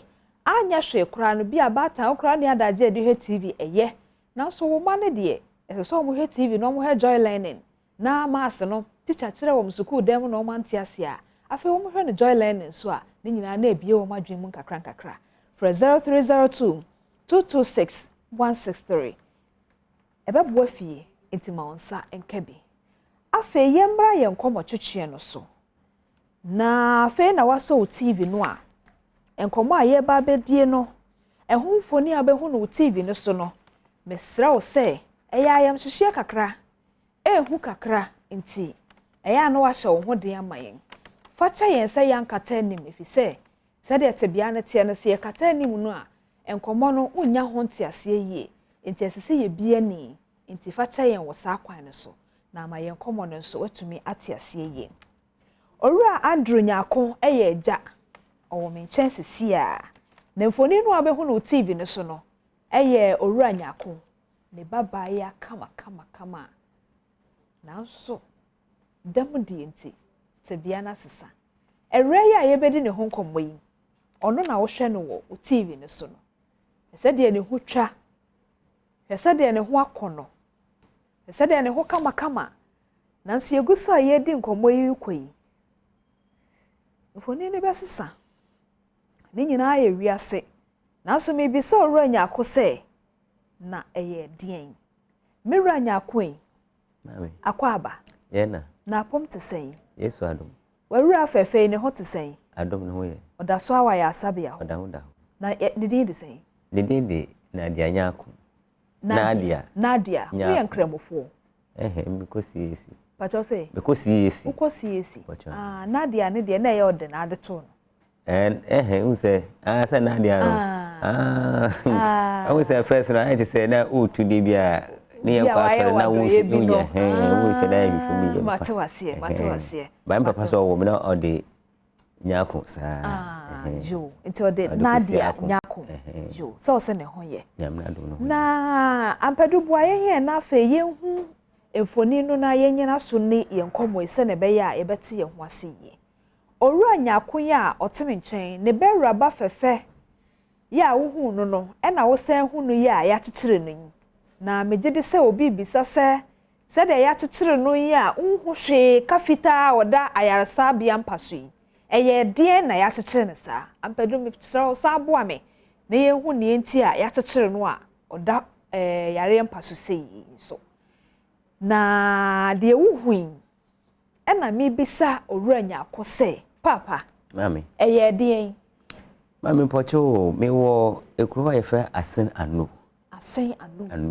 wo for suicide okay ehona me wo na mba no so owo nkran ha esua adwa wo dwawul ho usua makeup ayefo sisi na ade okay the first akaba ebusu mienu pe na wanya apon ho awie nti oba ha no se be kafra o ba mi senya wona wona betra nti oni obiti nipa no so ye toto da befo yi bi nti na o se odumiri be kura no ampro etimi bo ha bemba no o baba no Nadia no e no boa trotro driver no o ba fie kura me fa hwe mpomba nti oba kwa no esi ori janu abi na wokọ nti ono na de na atene den mu se na mo amuti hi nti o hwa aseta no so enye mame nti me amasa ka hamda foforo nya ba me na ka hae ono aba ha na ade ampi se obatu na wabetra den mu nti o se tama oyi wapake no menyina boa no kama ayime no obana aye de betu nti am se boy no eba na hwebu se abona mna no na nsika ni tachi bi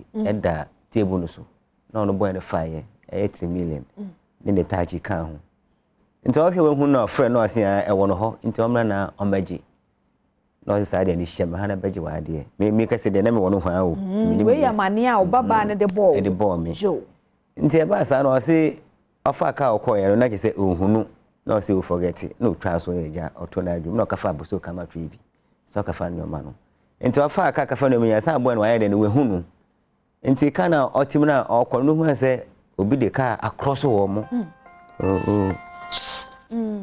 Mpacho me ba yo tie no wie I'm from silence very step me Matiase nti hu se boy na si na we yi ade no wo galon mu a se wuti kwa na se start se otugo no ho nti se kwanche kra na ohwie ase na ben police barrier bi mission na nim ho papa na fi so hu se no start den hyehyɛ no nti obie gate na boy no so tie na obie gate no na the first big gate no so no mu nti so mo hwe second one na se oni dia pepe na ade fi sa eto ho na se fi dia atare o hye nya start ni tin nyina yi e fi de no ho hyehyɛ no o se mo be 10 level go yin mu anajo na dia asa nti na o team free police for no o mo nti nti free police for o mo ko town patrol na o mo ho mo se gay ase nim no e wo kaneshi aya ite hye no ho nti kaneshi police for na mo wo opposite ho no o mo na ya adom etumi reshi ewraba no so ambod ne ko o hospital kesi e wo ho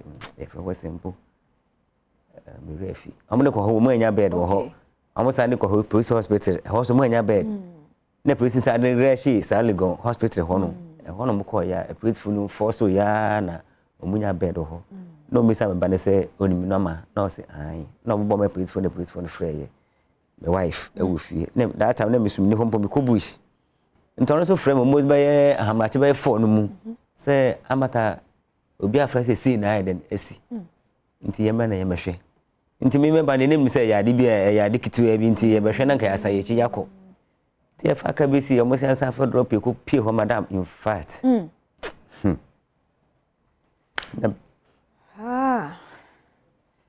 Okay, so enkomo tete no ne tietia ne se ne be ya oba nadia bebo bra ne nti wafi mu nchen aba kromu nkran besua adwuma na krache no a no ye ne mpana no unimu no madam ojewa kwa mi hunu ojewa ha hu no ne kwere ba kope na nadia ba bia ote won kran ha no wa na wo han ma no se won tena ho no nsua adwuma obaji sika wo ho etu unim ba bi ko ote no umnu ba bi ote ni fi okra na mete kama ni fi okra na mete kama o ye nkrani na che se ne mpana we no ha no ntinko otu afu ebe a otu no bo wa mane wa mama mane ane do mama mane o mama ne se bia se ne sina kwa mti otu afiri ho eto da bia ohu ye ma no enye nkomo nyina no omotumi ne ye di ye eto da bia menka asesa na tie efa ho se bia ejade wonim se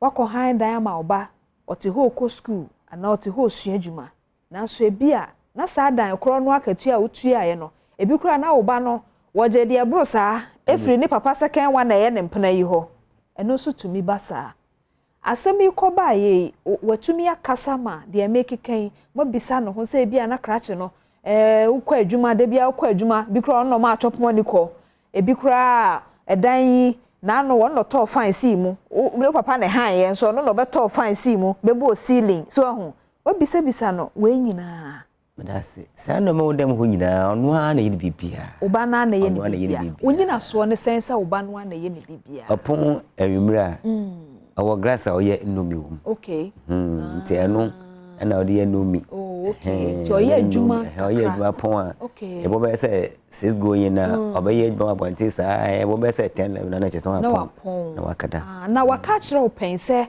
oba nkran ha no wanya ba ma bi one ne tie ene de waka chempe ba maka yese so opane dia no afa na mra okay na me no ha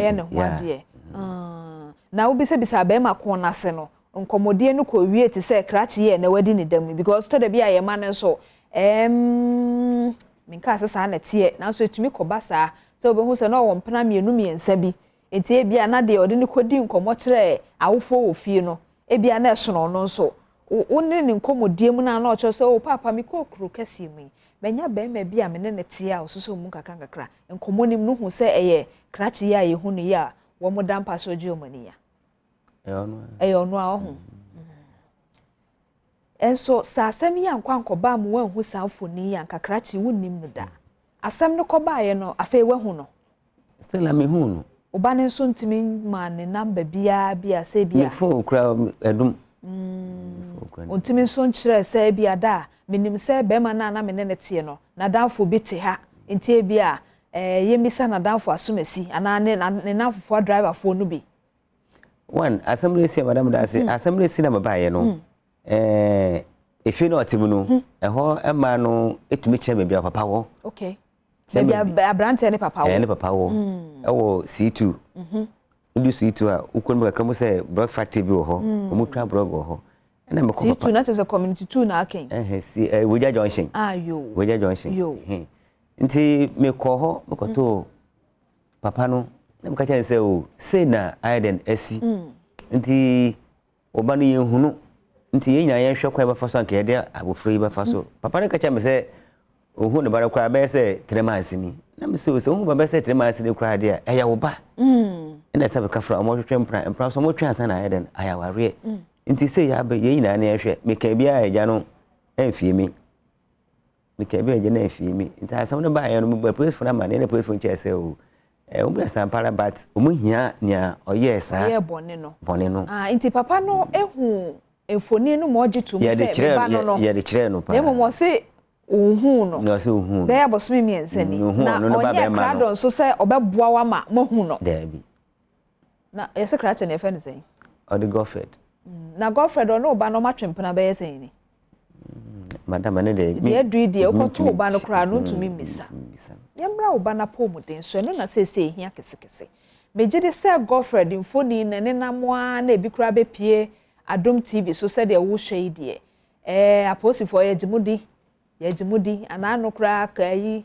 wa ho akota ye ya mo kire ne bai enye we na ye mo bibia bro so na Godfred anka mesre won so say ebi kra na enya wo na wo hwe nkomo na so yonko bi ate na wo ka kire wa ebeye say odo ho beba fi say to da bi a ebufuo timima bibisi a wansusu say besi saa e na to da bi nso kra na wo nkyiremu so ahu ebi ana wo nkyiremu nti a ema ekoba asa na so yentena hanka da say whatever it is no de waye yi no waye ade yo de wonya brother wonya uye widini because we de ewu na emomu no ebeye say ubeyi ohu beba abonten nanka ama adwuma no aye ntem sesi a sede ade ne gu ba ne so no sede yehu wo emfoni ne so no ekon kakra ana sesi anokra den chen de yehu oh nyame adom sesi ade ekon kakra asem nanka sesi ne na hene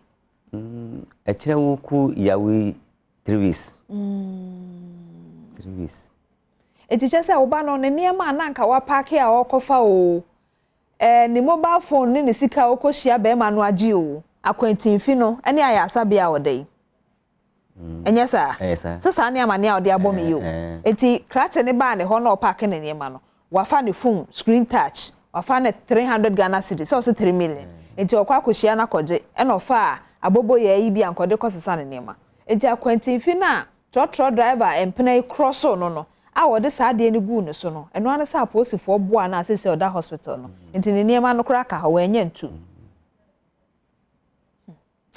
esan se so shefa ye muanti senka ye hu krache no a ana senka wura no ankasa ne te ha nanka ye hu asem no yie efise abofra asem asia na wofo ni ho a obo mamane ne de ebia na nye ne nyina na watumi aka kire no because empempi no eye na se ye men ya wofo a ya brabo nko e na ye ben ya wofo nso a ya brabo enko but whatever it is no ye nua bai situation enie hwe rafefe yo e na sese edemu die nti wode akwakodu babia wo hunu ye kafra nadia kafra na ne hwemu wa ya sabia no ne ade no etesei oh no hwemu ya sabia hospital go hospital ya mesen kan okre omo ya ade omo adriyem jo so say oda hefa hospital oda Legon hospital Mecca hospital jo ene Legon ayi anase fo na doctor fo amo ho mpacho anopei ye damase dododo ye chia mo damase pa se de Nadia papa edi mo ho adanse no we ade pa man kan mbo me ma ko hospital akwa udu ho ade we amusi ni kasa na ade esi ye no emfe pa won say ye manu ba krom sa eto da bia eda bi wo wa ye nsusu so mbeba fie enso be hu ana bia te se wo kọ ahaban mu beba na wa ba fie ebi wo ana ode asem nam na so bia na ne ka no wo hunu ne ka ebi sa sipen oh amebani de yes oba ho a ne otani din komo pa ye ne maami me yere ono de mfi se isma sen bi enu ho on kan chen wo se oba se oba ware a o maami no beti no papa kura ne nya den enya nti before beti ne je se bia oba fie abaka no ho ase okay ti pempi na ya na ye maami num ne se ne maami na te ne ho hwe no ho obi anti ne ho ne maami awe ewe ne maami nkola ni nti ono so hwefie se wa na wo hwe no tano pe ofini ho na ebe yi be ba ha wanra enra me fie na manya week na asem kwan bia so me san na me hwe no esan doctor fo no bo na didiem na dware na bibia mu but oda ho nyina me smo ho no esem me smo nya fast na me smo hwe senia na ho ti ni nyina so ko wie sikasem a doctor fo so mo je mo sen okay sisi sky na ho ra na wa omo be hia omo nya yi no ya chocho kura ma mo so yanko eh ene eyi nkiti omo nya yi no ankasa ma me bill but akai se mo na wutua no na so ye so tititi na ade ntini me tutu ina list no wow na so list no said e wa na nye hu sa efise 7,139.13 pesos 7,139.13 pesos. Yen to me ntina ha enkase ebia na abaya yi na de yi wo fa krache no achi na wo de ehu ani bre ne tan de ne dam na ye ntumi so ntena hanka se krache trotro driver yi ebia wo no so hwese de ka atwie tie na de bia wo te engine so ne to hyehyehye otretene na mu kaka ya na ebia wo de bo na ade akohoma na ebia na ade aye bibibia wo mpe na wo de otan aye ne saa yentena ha na ye muwa hyefa fisasem no yenim se de tepote na so se de tie bia no papa te hei a wo kwa haban mu wo ayi menken no de chef mu adabe na ebebo amu akwa akotu ne de akwa akotu akai aje so bo ayen enti yesero ma ye kakra enkai wadwen se bia enene ma aba ena ne fa hin ko se ai ene ma aba no tetema ne nyina na saa but ye nka se saa so ne nkoye na mum ye botae ne se asem na asi no ye hia wo na ye nua ba no wanya yare se fi se o hwe na ade a o botae mi ne da but o botae de che se o sua adwuma na so pon a efa ho so kwa adwuma wa bre no o sa kotena kwa ho akoye talia no wanya sika se ne be ya o de bebo bra no na che se owo botae akwantinfi na akwakoba ne sei pacho o number no ene sen no 0540 33 98 26 0540 33 98 26 aya edu benada sei ya na wakae me na wayi kakra na odi abo afi se enipa hia mo asesia na ade ada oda hoyi emwa na wo hia obi wo hokrampa wo nimde fa obi ekosa atebia mu a de wo beye fa na pomden ho a be ma ne ho ato ne ntem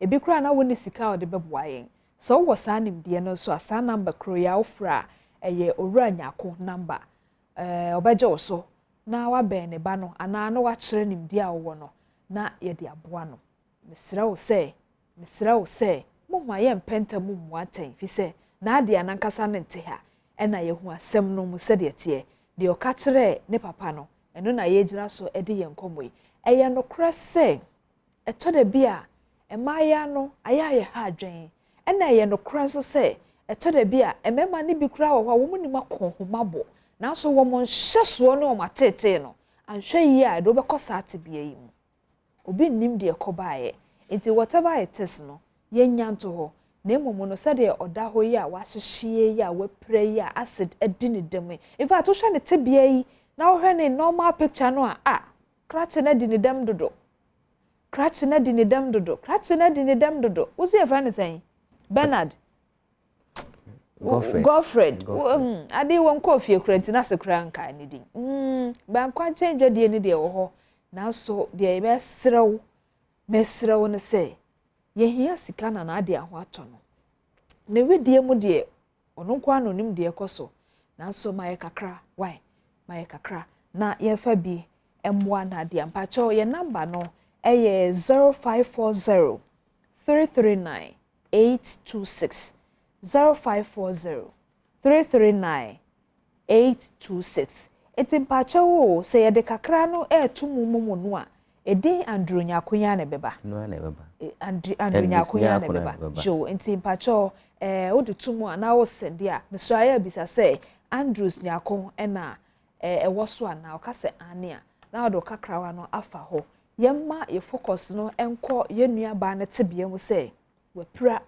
wadidam na yensa ne yare danse ye behwe ebi kura me usama for kan Facebook ni ade se manu aba na ai efie bia asem ho enti wo de me yenhwe no ansa but the yesro ne se akoba ne sawie enti boaye na yema ne ho ento no na dia wo enuanom ahen wo fie ono no ye oba pani mpanifo ho ono ne kechiri ewo o se ye wo ba ko first one yo ba let's say kan so bemba ono so se electrical ono so apon no ho ewo baby am fa koi ono so apon ho e shop o de bono ho ono so bono ho ba kakra na peni no so ono so pon no wa wan dada tinka na dia so na ede na beto nkran a wo sua djuma ono so sua djuma tin fa se ka bo so mienu na nko apon no na moko na djuma mu ho ne nyumayefo no ne madam so adi adanse se kratche no de in fact otete na ade pa ana o kratche no de in fact se de ohwe na ade no eto da bi kro no obesi ne wadwuma mu so ahontie nim ne ntie beba ma waye ne sei pacha o matie nkomo bisa so krampo bi kransi da sha da mponka se o ne batra se mi konkesi because me bamba na oba mane kra se da bwana kra nim ne ono de aye no one ne ka one ne hwe ni sometimes o say ono bwana kra ka nya mane o PlayStation ono kra ni sika da ho kra tamitimi de bua no ayodo na de we hwe but whatever it is yes am fan say eya amane bono no de abo ba se de tie no ankasa no aye mofra no to de bia su no yesu a ye da na di e wo bra ye wo ya wofo anim e na su no esu nso e kan ye nko a ye da na di na emumu no de mesra wa no pe ne se krache no ye nipa bonefo so ye widini se oye opportunist baby akwanya wo no e ho no fa nti wo didi na ade aho senso se na ade na edidi ne ho e na akwakọ wie de atie no eno nye ye business anopay na emum ye business anopay ne se buayen na ade atebia sese okomu no ontumi enfrim na metie owuranya akwa na chese wankasa kra no yere mo bom homodin o tinke nkwala no obi fife kakra na de opese oye de boa ne ho no na ka mo de no akom no aye no de boa ne ho na ade akwa akoba ne sei well emu oyade na nso nyame why sese oyare nyame so yare safo na sese yi nso no wo yaw mu nti saa yaw ne nyina no Yakobon no nkasa onya ne re chichefo na onfim na emumu no eja no nso a ukọ ne na so a ono so kire se ne ban be aboso miensa kurani no hu no na nso agye atum se ne bani no ye be sere se papa akọhwe na dia onte na kransi ho ukọ bo na mane na se ni oh fezi na asem ni siye no na efie fo no cheme bia papa no wo nti efie fo ni na ka ho me ko papa no ho ana me bi kra mpo ho ka se o ka sa eye wrong se o bia oba no hu be se 3 months ni sa wote se oba na se ya chi na atuma nka no ka wonko nti yanko fie na omo oba enne se omo ba na dia mitumi gire okay na owura no koye no wase no ye fa ne say misane di mpo okay because asem a oba no kra na mu na nyem nwanwa se wa misane di but whatever it is no asewa ye di wo hu nkomo yi ekwan ne de se anka odan a o si etene ena emfa me ho nso no wani beba ho so no na eya ankom eya oba nti efa ho nti do now ansa na ebe wiase no na age wonsem anhwe yi a ebedu baabi no obehia dwantoa enso obi abeda na tikọ de amawo because fa de efa ho eya asem kese pa efa ho but ne etie bia no apomode mo adwumayefo a mo legon yedamase fi se na de papa de adanse asem o ye mo famu de pa nyame hya mo na wo so wo ma ye kakra ye de kotonure wo so ye da se nyame hya o na momo no so no wo so fire futusem eni ahwe yie etada bia wo mo ase edoye wo mo doye no aya na ebi fra enwa ahoma na so wo mu no wo ye mpataku mo ani na ho enye mpana twe mu nko wade yo nyinam nyame mo ye nyina so ho ban fi se binum so ani da ho na so esan to mi hia wo makwantimfi na de anyame sa yare wate na krache ebe ye sa odo ho beba because Ghana posifo no no krose we ni de omo hia wo kwa no so ombeje it's obvious but adwuma ne de wo munim wo mbechew easily aposifo mamwachi a so me mamwachi a enti wo so wo hwe TV wo hia krache ya God news Gideon ya abo posifo na mane easy ma wo mkra ejimudi aya na anu ayi ene ya ye hwehwemu na wo mu na omu dika wo ho ahwa eno de omoje batadwuma no so wo moye enti aposifo madaroma afenso emra ne so eba ne sei ya aya emra no sesen eja ye de obanfo ni abekyerew na waje atum se ane oye meba na besi na wunya atema mpo se mi ko bisa asem nim na mi ko hwa ya afo no emra no sesen efa sade no ho pamcho mpanifo a mosua mra wo man mu no ene ya semi mo so mo fa mo chefan na mo fa mo a oranya ko sade ya apomodi mo animdifo eboa no ewo legon aya sabia no enti krachi ya hu no TV si o hia no ba bia so ahu so ya wo yonko so a oyo classmate anane ne kwa asori a asenkafo no so amone ne twihyen mo amoho ayi trotro drivers no mo anyinu ama ebi beka mu nyina mo ni beba mo ho so no na aka mu nyina tituru efie kura wotim se wei otu fie a wani beba ho so na efie wura waso be yehye enti mu nyina momwa na yehu no nemom God you say Godwin ngafa ho bra na asem no nyetietia because Adom TV so na wasem wadu no dada yeda so why nti nyame na ma ho ahoden because said o ka say afemi ko pie me ba ne so no man pese ye beko ho bebre because me hu said ye otebia no akọ nti yenkomo ayedi no ene efa nadia ho medofo nyame moye nyina ho ban na afen so ayaya ewo wiase a wo medase nti yede esi ha me ma number no bio se eye 0540 339 826 0540 339 826 ye muaten wa ha na mumdom ye kakra na yentumi efa moa nadia nyako moani na ho why medase ebusua ye di enkomo na wie oman hene kwabena sante ene na bedwafo eboa na afei omode mpesimpesi mu no ato awso se wo hia ewra no no se odowa wo hia krache no no se odowa aya mpentem no sa to boase medende ma metra diamond good morning Milasafa so watch video say your friend ye be here wo man say o be subscribe share like it na comment na videos be brain na be grow se be ya for so a show no o be unu se pa Adom TV Adom FM ya wode mama medase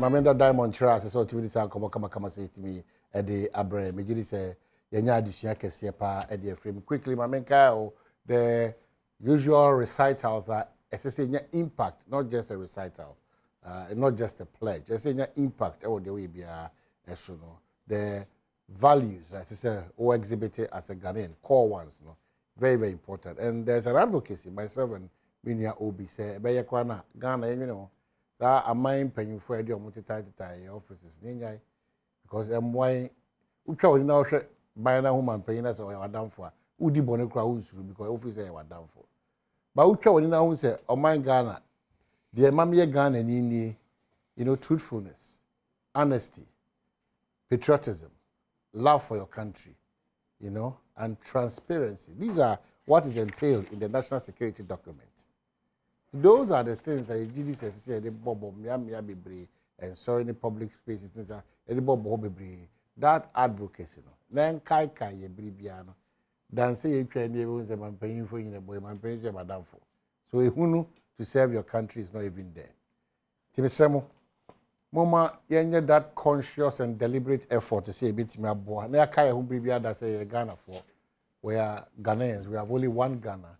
So help me God. It's very important. See bit me tusa anamono to share so.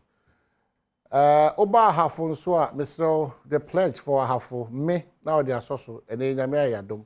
Enipa dodo na e wa hafo no sha see yi omanim pie. You know, so me na o they are so Alexibo, me Badwemba, me eye Alice Kopi, me Osei Kofi Rapti, me eye Achrenso Hema Papa bi, me Yanfo Hene House of Chiefs President afo.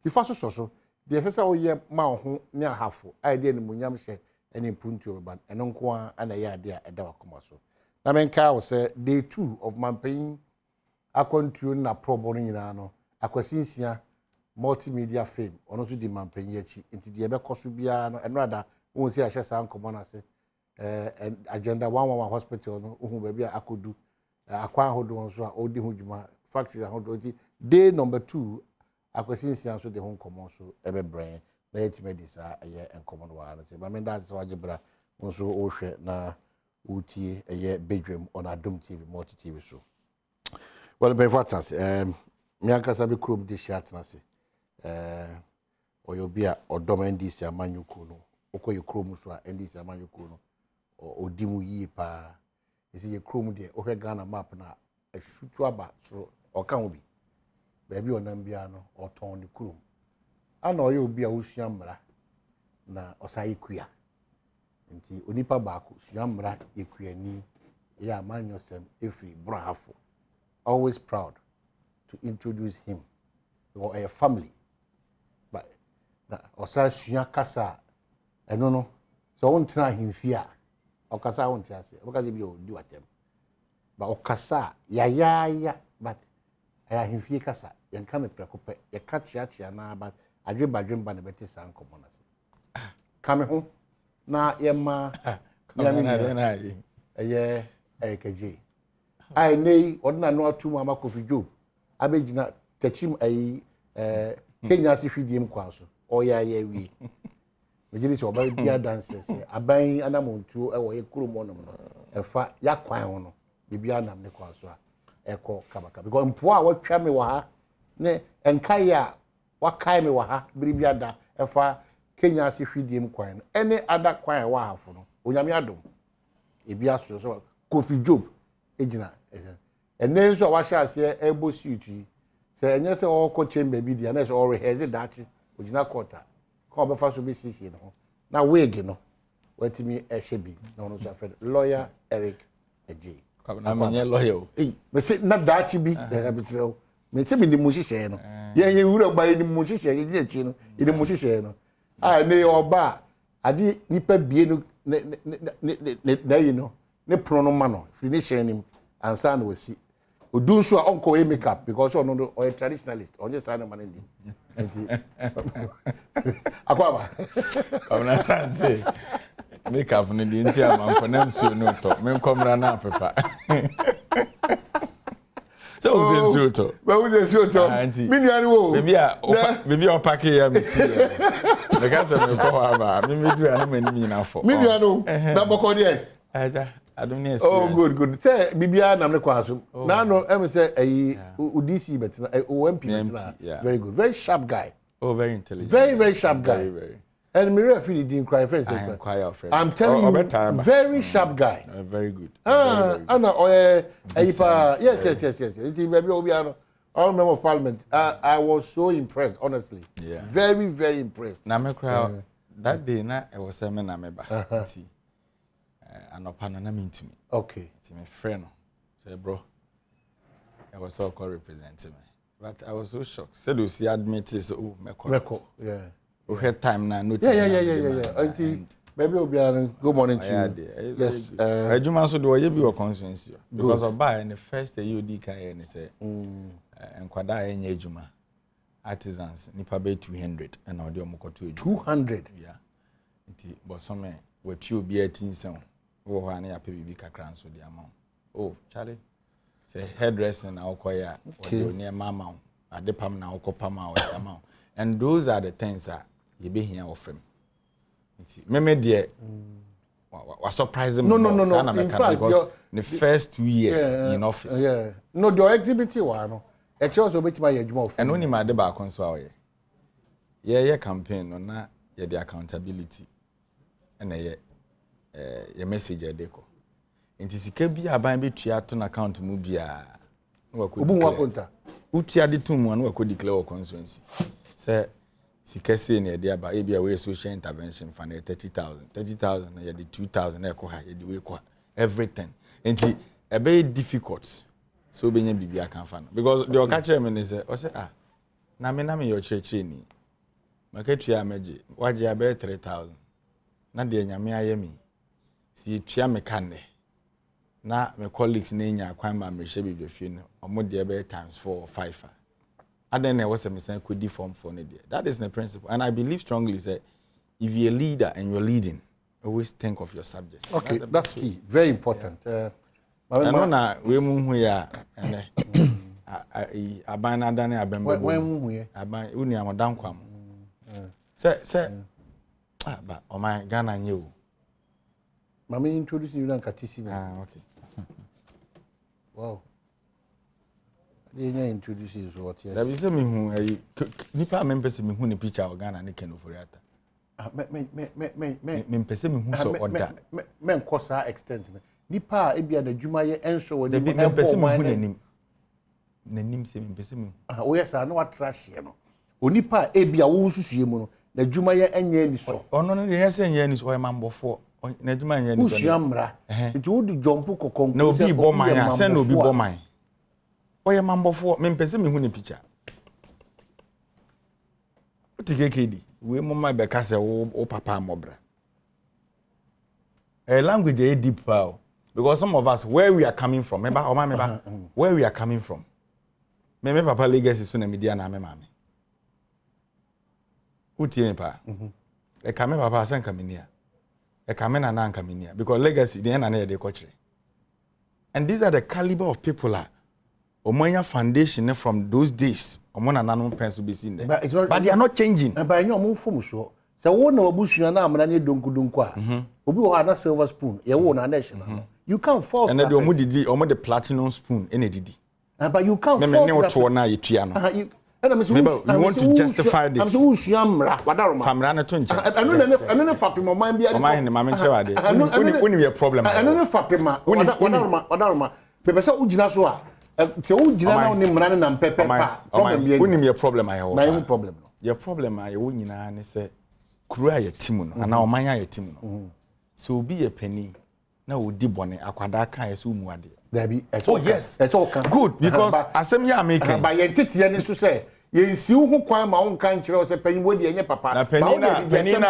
pani na o bokro no na onim se ne tete mu na enwo so bokro no a wo bo no o ka kire no so ye kromfo yeso waka bone se obeka se obi ye kromfo a mento sebe anye sebe na wo nyina so se kwabona samte ye kromfo sebe no ba wo nyina so offer your Public Procurement Act a cassette your conflict of interest your constitution cassette your conflict of interest insider trading in the account what are they doing but unim problem no dem dey say odi we ba what are they doing compare me ba problem ni dey ehia kese pa ni sisi wo ye mra usua mra yi dey ehia kese pa ni say wadaroma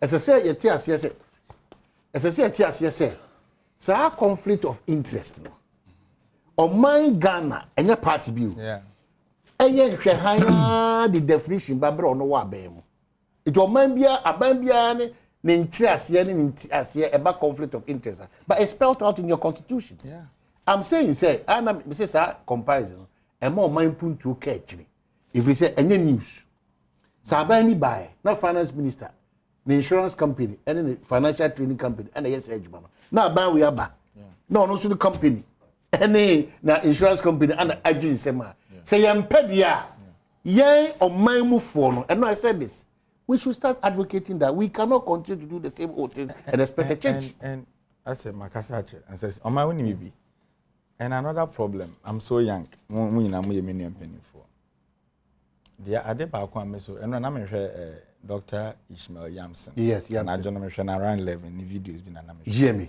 yeah na me ade ba kwa me hu wo ne kasa ye mu ni se Eric G e bia me maye bone na me nua dan kwa so abande na me bone na me ye no so no traveling and success o kan ya mani party se nyama bi ma anye ni ye na oye 2 oba ya oye times 3 4 no ukobusa o se Eric G nso ye bi what I say oh scenario now instead of us to improve yes scenario always making comparison developing scenario now the man say oh finance minister be so by no insurance company no we question e was obusa na ho ne say that time o receive bond bosia he no kwaje ya na ne company no utie me pa shares send onya free adentina na nkofo bi kasete ya ne den aden na within 2017 kwa 1 year one finance minister company timya be 60 million Ghana cedis but the point is that nothing has changed because it's actually and no na make a chere wo say ye nya de si nra ni de si na ye nko ye kasa ni nyina no why didn't you see through say there are certain people benefiting from this kind of transaction ye be such amran because unim ade we see I need every day say why you provoked to bring out some of these things and I'm saying that udika every say uhwe ni kan say ya na uhwe ni say part is the way they ebu ye kana sichi but how na untimi nyina so kukuduro mu nka say ebu ye kana sichi because obayan faton si yem pen faton hu dia ye mra kunini no ene ye hihye no e dia ye betimi aye wo mu a asumasi ba o obintin ba o sa nkomo we kraye ni biem. That's why we have done this country. Omahene, yes we don't have the laws. We have the laws. Public Procurement Act Office of the Special Prosecutor Act number. Your constitution, your mra how do I casafa insider trade in a conflict of interest? The laws are there. But the status quo is going on. Yes, so what is the problem now? So yeah, and yama kwa na ekoso. Yeah, there be settlement for yama ehon kwa. Because you better na CCA. Me de e be out of emotions am dey kan. The Otifia MPP edi ni tirimu dem no. He or she sees nothing wrong with it. Yes. But e bia na minim ba bibi nti amekum anim hu se nyema bia ye na enye papa. Yeah. But oh can na ye nipa mienu because yetimi ache Ghana for adwene mu nti no. Na ye boachi bidin. Na problem no that so. Yes, because baby e wosisia omahene. How can you say a whole oman ehia ye? Na abusunya ketewa bi woska. Aba. A whole oman yo. Me call sister mo station Asempa FM last week. Na me say mo free Kingsley registrar na scholarship. Unim say ye nuanom ketewa na ya de bi mo akọ under scholarship secretariat. Unim say bi mo anya mental issues. I can relate to that. And I say mo free registrar no. I won't lie. It is a whole year omo budget 300 million Ghana cedis. Na ye twa be 7 months. Na ye release 1 Ghana. Na nkwada na ye tu bi mo da abonten. Na de aban penimfo abusuanfo nim se da bi ye gye besia na ye gye ye hye. Na sa ankofo na asen anya gata be kan kire se kroma ye hye. Aba. Okay, Maminasi, Erica J, Hannah, or do we are Shasi? Pelgrave, Boache Dankwa. And Boache Dankwa, me yemi she be preoccupied because, you know, that's my. Senior one out there. You know, from the history, Boache Dankwa, no. I am I do to more because me na the Boache Dankwa. Kenya say. Intimate Boache Dankwa, them say, la SK Boafu. So boy kakra because we ho aba chinchima kwa na ekoye nua go boachi dan ko edi mu du pa o ye nto de keke o ba hafo SK Boafu ban the same we say more for SK Boafu. Oh sir. Yeah. Samson Kwaku Boafu. Yeah. A distinguished politician and a man of God. So what doubt is an astute lawyer. Oh yes. Say papa ba kun so ano so na so for makokwe. But just the name Nunkwana, it makes me feel good that I have a brother because Boachi Dankwa, the men and idea, he moved do ye pa, I don't know. Boachi Dankwa, governance and security person, or a year MPP Amanyoko, spokesperson. A bar, a mamu hunsem, a bambo hunsema, MPP Amanyoko, also on the Kasama, a party. Government cushions Ghanaians on new utility tariffs Boachi Dankwa and Akasawa here na ema na kwa ban pese me head waka na many Eric said yes ya asia no no dey o chia me but you yakofa jama ba. Government spokesperson on governance and security Pelgrave Boachi Dankwa says the government cushioned Ghanaians during the deliberations leading to the increase in utility tariffs. Speaking on the probe on Joy News, he said that proposals for tariffs increase that were brought forth were at high rate, but the government significantly reduced them to ensure the tariffs remained below 30%. Mr. Boachi Dankwa said that this was to ensure that Ghanaians are able to afford electricity and water, among other things, in the face of recent economic challenges. There's a quotation here. The proposals that were made by the utility companies were even far more than the consideration that PURC and government have been able to put together.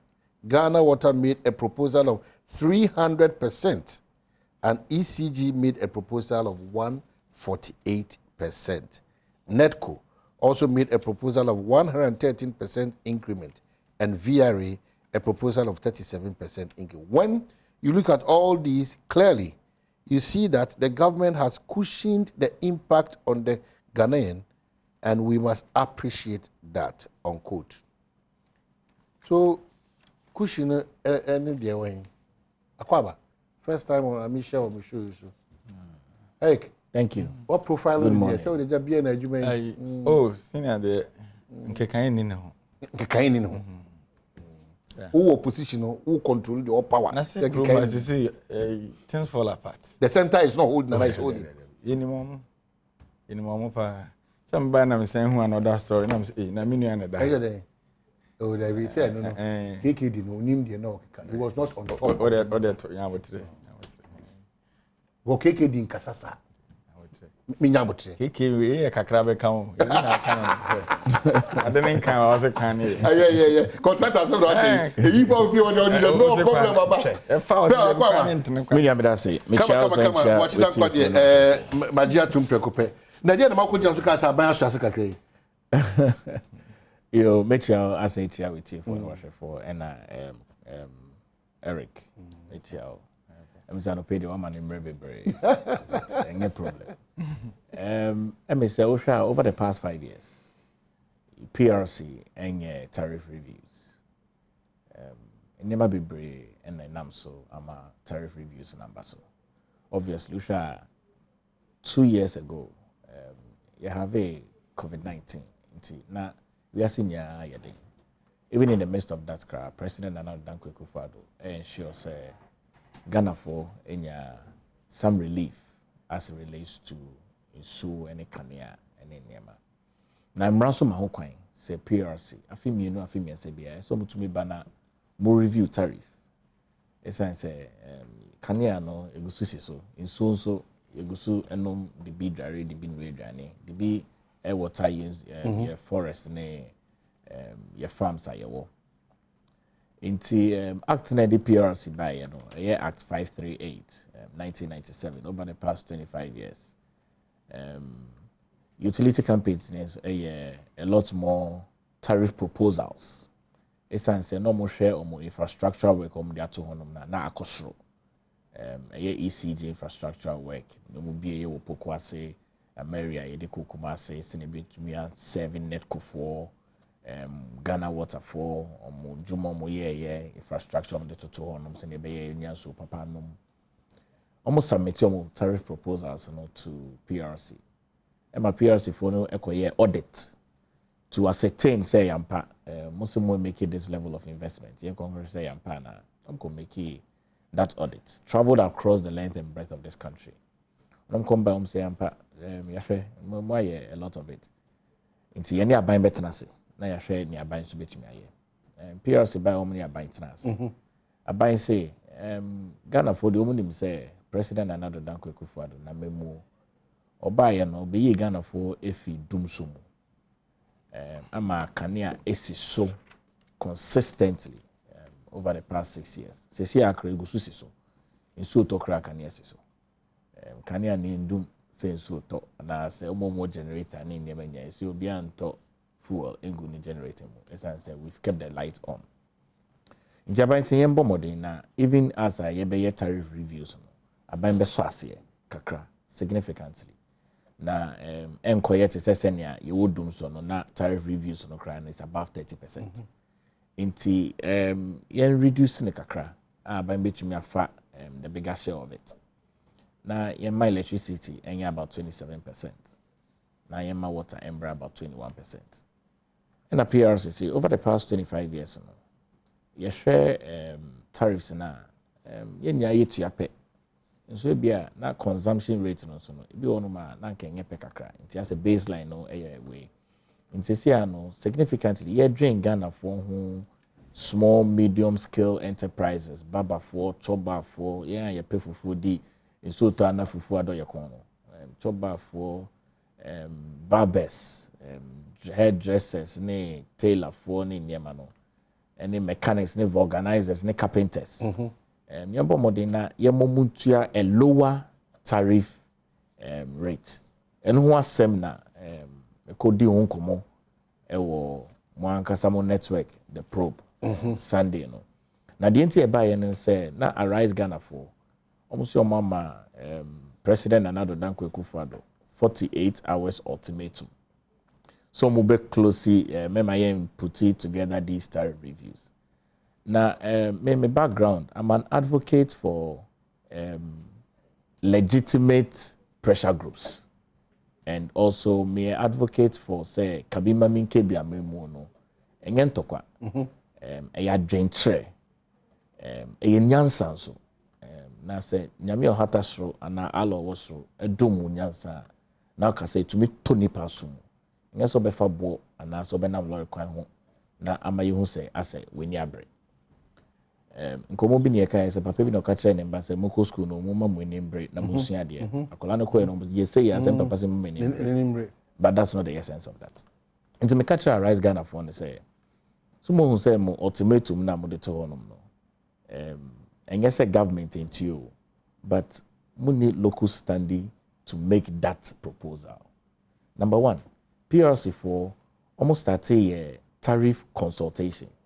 Omushia Ministry for Energy, Omushia civil society, Omushia media, Omushia civil society organizations, Omushia think tanks, Omushia AGI, Omushia select committee on mining, Omushia a lot of people across the length and breadth of this country. And Amibisa Arise Ghana for say, where were you? Time and that PRC for air costume. More make your appearance be. But significantly, Kwabna, you peti yebu omai no. Omai na yebu no yebu ko yenim. Ye me ensa yete hanom ne cameramen ne nkofo mo hwen. Majority of us ye young people. That should be anyame be boayen ama yaba be bu omai no in a more responsible way ebia tumi no kra no. Yebetumi aye no senya ebia mpanifo bi aye no kra de da. Nti nyema ni bi wono ma ye ni etwa kwan na ye mbɔ modern na insert model echifo no betumi aba beto aso. I'm trying to say yeah all of these issues no where were you? More train atrase ama buying any PRC omo ye utility regulation commission any stakeholders nye hwie na mo yi mo tete se ntontom am person beka dipa yembu amai sir. And I call them to order say mo say you want to hate the streets na mo be hate the street because the government is not thinking about the Ghanaian people. You're making sure the tariff, you're lower than 30%. So yes, I'm thinking of the medium and the small scale industry players, or bet you a lower tariff. I say sometimes agitation is not always the way to go. Yeah, I study political science. Maka over and over again. Say assumption is not a science in politics. A lot. I mean, come on. A lot of inemani biwonuma. You're making sure say it has empiricism. Na me nuabema, it was yesterday in a Krobofo. Almost your model, Kania, wu utia, mimitia, Eric Tiano. De Kroboland, person betia Kania. And as a result, person tutubo, ebo ECG workers. Na Kromanum, why na o yusu adia person betia? Na abrabon ye pesi ye boko yenima anas ye pesi ye boko yeti. May I have significant concerns in this country? It goes beyond political boundary colors. How say there are street lights in this country? Abain bia beba street lights. Adia betching, then there are no street lights. And how does that work? How does that work? It's a major concern. Inti nemani bi wonoma, ye din komona, ye din komono beyond political party colors. Ye din komono with the red, with the yellow, with the green, with the black star. Ghana. They died for this country, unless of course Ghanaians have forgotten. In 1948, when people said that Ghana is old enough to gain independence, few years afterwards, the country was given to the leadership of this country. Kwame Nkrumah, JB Danko, Bechebi, Ekufuado, all of them. Maybe making sure say we had our independence from the colonial masters. Ghana, it's Ghana first. Beyond Ghana, we don't have any existence. Obana or Wukrono, your friend Ghana. And sana wa wo nimba. Nimba no mu ninya MPP, NDC, PSPP, CPP, all of them. Yakoye last elections. Yeah, now close to about 12 to 13 political parties understand it. So when we come on platforms like this, I have my political party affiliation. No doubt. Mifuma ye try to MPP mu. It cannot be changed. What you say? But in the conversations, you're making sure say we discuss the issues going forward to the future of the country. At the NDC, they can never come to power. They can. Maybe in the next 10 years, 20 years, 30 years, 50 years, but whatever it is, they will come to power.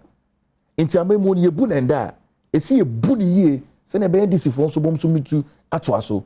Send it for so ban no so buni ye. I see a can no to me buni because abrabon ye boko yenim. Inti really that is the essence of eja kratanom diabeto front page. Me da say with the red gold green the black star agenda now so diabeto so. Eric, I'm surprised that people omuntie o commentary now they man rather no ho fe na aye no.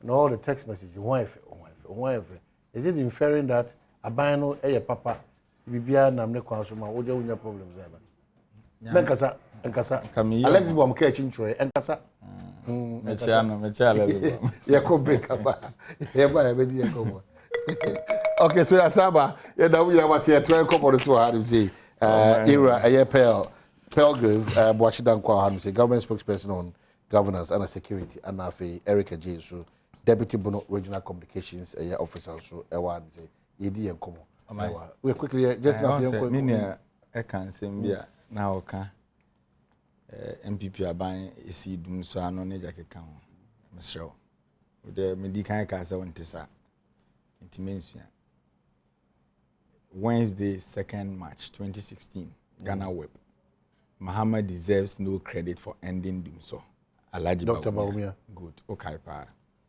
na oba my John online my reporter na friend Jesse Ola Morris 24th November one energy expert Kojopoku ko head on so troy so the doom so argument no munyai mo de mo beto so Russian Ukraine mo be bo amantokwa na sia na makobo o man with the issue say ye ba ne ye kasa as some of us ye circumspect me wa momidin or ye ne political communication we are all communicators o man say ye kasa ye be protected the interest of Ghana ye meniminu ye na be protect but in the situation whereby when it tries to be the man them be the man abro and ye nya into ho ne en kasa the future is bright it is akasa no gidi be bright and age na the correcting and you o je akasa ne di no si say be bright eh susu ano ne ye ka kire say the future is bright nti en de na be ka kire ma no future be ho asem ne ye kan because the future ne ye depth ne na o te konwa so na abobosia be 50-100 years ne ntua nwi nti akwada no ye wo na oda konfa no che na ka di nani so what bright na ye kan what is it and then many what years this year or see Ghana flag yen page na holding in high esteem we all do but ya na nana ma ode omo compare so omo di omo moji akon je o man to homa ye no se kwa me nkroma moji independence e na omo twitwa achimota forest ne fire enka ye beto so mo buy 6 years reaction movie amayo omo pe o manye wi na omo de brofo aba periphery nti sa brofo no ye nkire mu wi no na ye ka ano se periphery no me no de na yeti ase na me na kusu atwe na owusuma bro no nti se forest na down ye ka periphery asem on tini ya chewi ye pe ye wi na ekoti ku ye se ejapa ewi ye se egudi ye chefom nkrofo ya tena presidential measure de chefom ne de baba fo kotiti ku ni de keka ho ewi ye de na bai get the command nipa ba kon chese baby a ye de kosi empo ye mpese Ghana fo ye ni kosi ama ye ni we ni de wo ho so don't tell me that say a person a building or mine openi di bone na say it and that is our problem fa oni nipa o ye say bone nko me I'll tell you yesterday me line of communication yes me amanu e ye o ye me intro no the firm fine it could be say obi be kasa manu e but say many tria say papa ye kromfo na ma papa say we ye kromfo no we ye kromfo sisan because what is happening in the country now other African countries now bumbo abaho no ye nyina nyame ba ko ne yesom na o ma me bo a okay say Professor Mel stay konwa so a na no pa bia so for Flagstaff House e ko bompa ye no MPP fo ya say adana ho prayer camp okay correct and then anado so why Ghana nyina prayer rally or na mo say ye mompa we all believe in God but you as a leader kwanya wo fa so adi woman for nanim no and the church all the papa beba me ba ya me start ya na me ka kono for atam asemi Ghana for start is yen sake finance minister eyene Ghana for binumu dodo na ne wo fanso se on na ye ni papa pa so nani wa ban no na akamambu ye bu bebi se kromfo no ko wi ade na akraman na mpo wo no mini so wi amani bidi Inti de kenofori ataya ni ne nyina ne wofa kufu ado na ye. Everything. Because no wofa se na dwuma so nani. Ba se kromfo no kono na kraman no po ya. Nke bia na dan wura na ye den. Ani ate. Ba kraman we ahobrase ompo. Kofabra dompe no wa mamede na mawe. And these are the leaders we have in the country. And look at how they spoke before getting power. Scammers. Scam you on my money na. Oka scammers. Oka scammers. Aza. Dear no my aza. Na yen scam e. Oh dear. Oka kire Ghana for say ye Bobby Mahama Bobby Siadodo. Wo ba wabo e times 3. Onye scammer. The onye scammer. What Bobisian because offer the right way in the Bob. Yeah, Bisiano. Implementation of the Bisian. I thought I must see a Casane. To myself, also will be far right way. And will be fine. Bounty. John Dramani Mahama, a farm Rashibi, any Adam Mia, and Brahma or Pazo. Sabre, none patriotic parties in the Busia Bona Abroso, and your papa. And they patriotic party through the same parliament, the other lawful and legal means. Abo Busia won't did say. Abro John Dramani Mahama. But Tremaine, what I walk as me may situate me, my dear. So, my team walk as an Mudian watch them. But walk as a mess. I know when I was saying, who wouldn't tell the maturity. Miss Wona Walker say, while Bob Siam and Abro so. It is a honey panel. On any public catch and say, or a scammer. Ebi any panel. Mamma can't say, so. Obi Bob Siam. And what they call University of Ghana Medical Center. Yes. Employer nurses Marco 600. Yeah. Almost in the panana besia abone reckless borrowing. And will be ban on no fabro for some catchers or more per for day and no more bro. Smart borrowing. Say any pan smart no boy and ultimately see one regional hospital. Obi Bob besia okoye re hospital expansion project. And then nurses say go and check any administrative staff. Obi Bob besia community day senior high school yes we 56. And free education for no or mobile multimedia and better day. So how they spoke on my COFA 2022 budget. The problem I'm winning and say about Bemwa, you be branch and bronsam. Menameka. NDC. Yes, because COFA 2022 budget, it is projected in the said budget to say by 2025, Sikanku and debate Yabisansi will 65 billion. Bonnie Dio.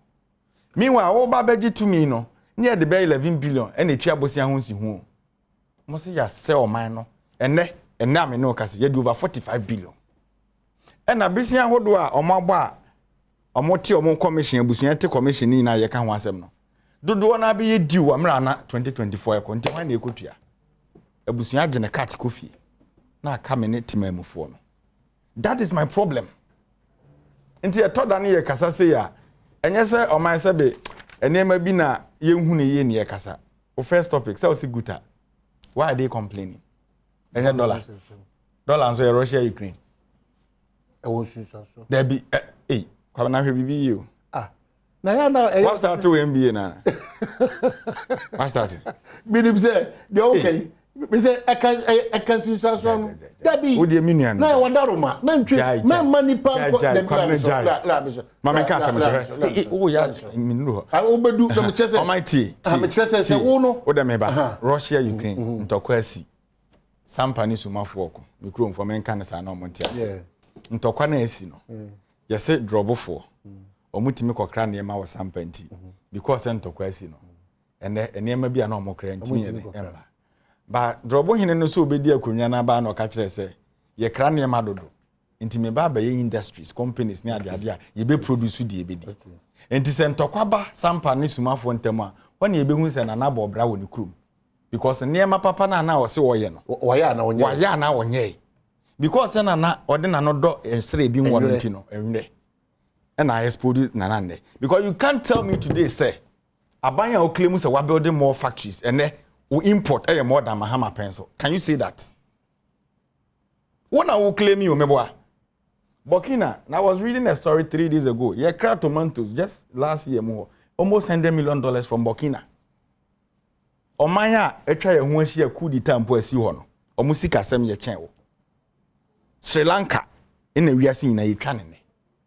So what are we talking about now? Okay, so my medema no see from na Dr. Ishmael Yamson say Yamson YAM board chairman papa Penmu papa Penmu board chairman na meka o say saban we betimi ama Ghana for nya gidie wonu mo mon starting kanokre because the esi no Ghana for nim say nya Russia and Ukraine enye COVID because amanya atwa ye ho ahia nyina no COVID de ko ho Russia Ukraine wo ho watch it anko ever watch it anko mbem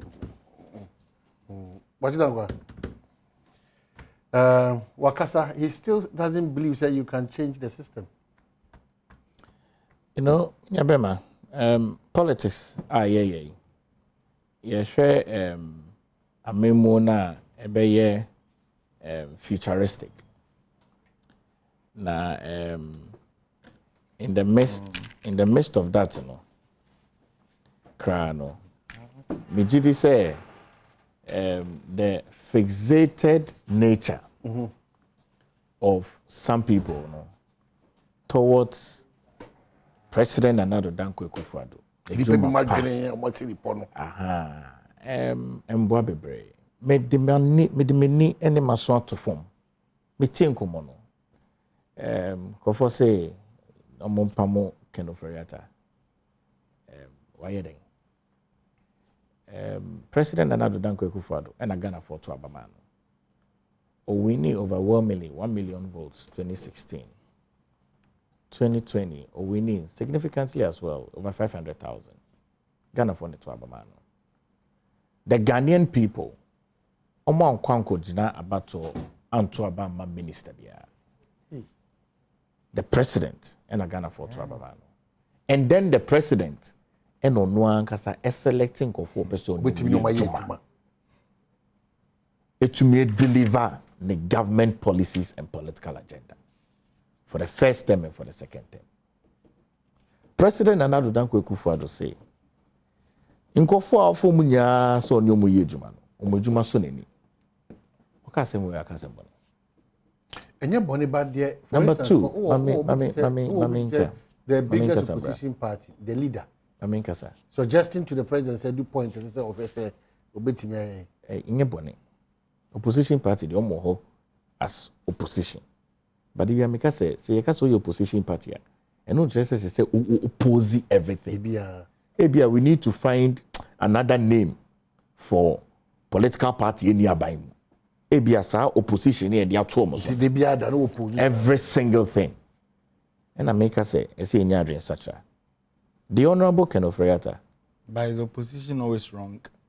Not correct. Who say Okasa Mikasa? Me crache. Also, I catch it for no. We have the men. So, also a catch. Also a catch. We have the men. We have the men for catch it. The men. That men's good for Nkwan. That comes to offer. Any problem? Who share Honorable Kenofreata? Ganani. Why in a Juma Bida? Abua Ghana for data bank or Shasiano. Cecia is almost about 30 years old. Abua even the sub-region of West Africa. Mechukwekakra. Liberia, Gambia, Guinea. In Jumedio Mwaye. Abua. Even from 2012, 2013, 2014, 2015, 2016. The then SWAL government. Eurobonds fire. Data bank were part of the transaction advisors. Now, transaction advisors is not only just data bank. Standard Chartered Bank are also transaction advisors. Fidelity Bank are also transaction advisors. IC Security are also transaction advisors. Ghana Commercial Bank are also transaction advisors. Stanbic Bank are also transaction advisors. Now, me continually, I always think, say, I say, Nkofobia Bomuchimopo, say, they would continually want to single out. I say, Udi fufu na ye nam bi womua. Eno na bi e man Nkofo di enam nechi. Say anase fufu na ka fufu ni nkwan pa Sakura. But in my mind and how I may feel, say, I'm a buko. It's a buko yenim. Now, all these transaction advisors have a role to play. And I think, say, the excessive focus on Kenofreata and data bank is misplaced. And I've said it over and over again on all platforms. And I think, say, every well-meaning and discerning Ghanaians, Muna Ojina Hanaka say, political party biaba or per se or build businessmen. Now another one so destroy business. 8 years ban we in. Yeah. I don't advocate to that. I'll tell you for one simple reason. Data and research actually say, by the time I US in Yabedu 2063, Africa will have the highest number of young people population by 1 billion people. 1 billion? Yes. In July, we are seeing a celebrating World Population Day. 8 billion people. When you say as at 0 BC, before Christ, the population of the world was close to about 148 million. Now, from 2010, the world's population, about close to about 6 billion to about 7 billion. It's shot up in less than 10 years, an extra 1 billion people. Into a we are saying number of people, look, every 60 seconds, Europe and developed worlds, in Kola 2, Africa, Kola about 12, every 60 seconds. It's really, see, discussing issues now. Let's discuss the issues with the future in mind. That's the honest truth. The Honorable Ken Ofori-Atta is a minister under the leadership of President Nana Addo Dankwa Akufo-Addo. But it's scary. It means if this is what we are doing in terms of reproduction. Now, at the end of the day, I'm coming 2 to 12. No, you see, 2 to 12. That's wrong. There is no country and economy in this world that does not negotiate money conversations around the world. You should tell me. There is no country in this world. That's the truth. The Asian tigers, how they made it and survived, were stronger systems and ensuring, they opened up themselves to international trade. And ours. Do you understand that? He's not a host. Prompt him. So I can be able to focus on my thoughts and educate the Ghanaian people. That's the truth. Abrabona, oh, come on. You see, I have greatest respect for the NDC. Do you understand? Okay. And significantly, I think there's a role the opposition party or even a party that is not in government has to play. But in my mind, in fact, in recent times, I've even stated, I've seen that the former President John Dramani Mahama, in Namibia, his approach to issues is gradually becoming how a party not in government is supposed to be. That's the truth. Like what? Oh. No, I mean, of course. How is he expecting me to tell him like what? Is that not his political party? No, I want you to say. No, but you see, let me tell you. We bore minder. No, regardless, we bore minder. You rise up to become a statesman. Do you understand? And now uyen kabom nipa. Unye nipa obetutu nyamasi. That's what we call for leadership. Do you understand that? Until for me, anybody which me are rising up to the highest level of leadership. And I have said in recent times, some of the things who say former President John Dramani it's in the right way. And whoever is advising well. Because that is what really governance and kebi meaning some of the better headline. Go ahead and use it for headlines. No problem. No, let me finish and focus on my point. No, Papa Ohono say that's the truth. We are building a country. Now, going forward, we have a growing concern and demand ahead of us in the future. And as I say now, collectively, you should send you bet to me a dream ama yedachi. Data na made to it is extremely scary. Very scary. Me a researcher. Very scary. And I'm an academic scholar. What you say? Intimidate me academic scholarly work. It's regardless. We have the men for now. You see, academic scholarly work, what the ba me mumua nyansaka. And I am from Wunkwe. Do you understand? What my problem? Allow me to. You can do the work. I can't. The way you can do it. Money flow. Or my the way Okasano. I've not set him up as my campaign manager. Connection man for a good president. Money flow. Connection. Money flow. Or my inside. Money flow. No, so such a person. It's. I mean, government. Oh, now, baby, always say, what defense and so wrap up. Watch it once. You see, NDC for when you bring them on set, sometimes they have a script that they have come with. They want to follow the due course. We came in the same script. Me, I don't do that. na script e ba e kra when say my bon come. You see, no, you see, oh. You have to just wrap up for us. No, you see, forgive us. Yeah, me forgive you, but the media is a very powerful tool. Right? Ngofo bebre omo hwe no. Engomunya no me MPP for. And engomunya na MNDC for. They are well-meaning Ghanaians. They don't care about politicians. That's the truth. They want a better life. That's it. That's all they want. They want a better Ghana. Inti semena na Kwame Boache dan Kwame Betrahano. Na Eric Betrahano. Na niebe ya ni NDC ni MPP. Do you know they'll switch off? And me, any Eric, yempese Ghana for be switch off. That's the truth. How is it that say every single time? Let me tell you, man. Let me tell you. When we said last week, Ministry of Foreign Affairs and Regional Integration, Eddie Kratabi said Ghanaian be stranded in Dubai. Good. Every single year, the global data shows that 12 million people migrate from their country to another country. 12 million people. Every single year. 12 million. They migrate from countries to countries. Do you know how many of them die? Only many people who me Mako Gambia, Banju, Akoye research at the Black Sea. I've seen who Africans, some person crossing into Europe. It's sad and palatable. 2 weeks ago, I was South Africa. Mijina immigration and him lady bijina mi Ghana nipa crafone. As me do immigration, ma me no den aminka. Now to tell the woman, oh, she's come to visit. The woman said, don't worry, I will take her out. Mamini di girl nechi. Emma ni ko hu nipa oba besra. Enya mo de buy also be 2 weeks. Yamin ni. Boy hairdresser, and I know so when you live I live in South Africa. Who trans South Africa now hairdresser benisika. Ba also trauma imu. Now bo uye jumadia benisika.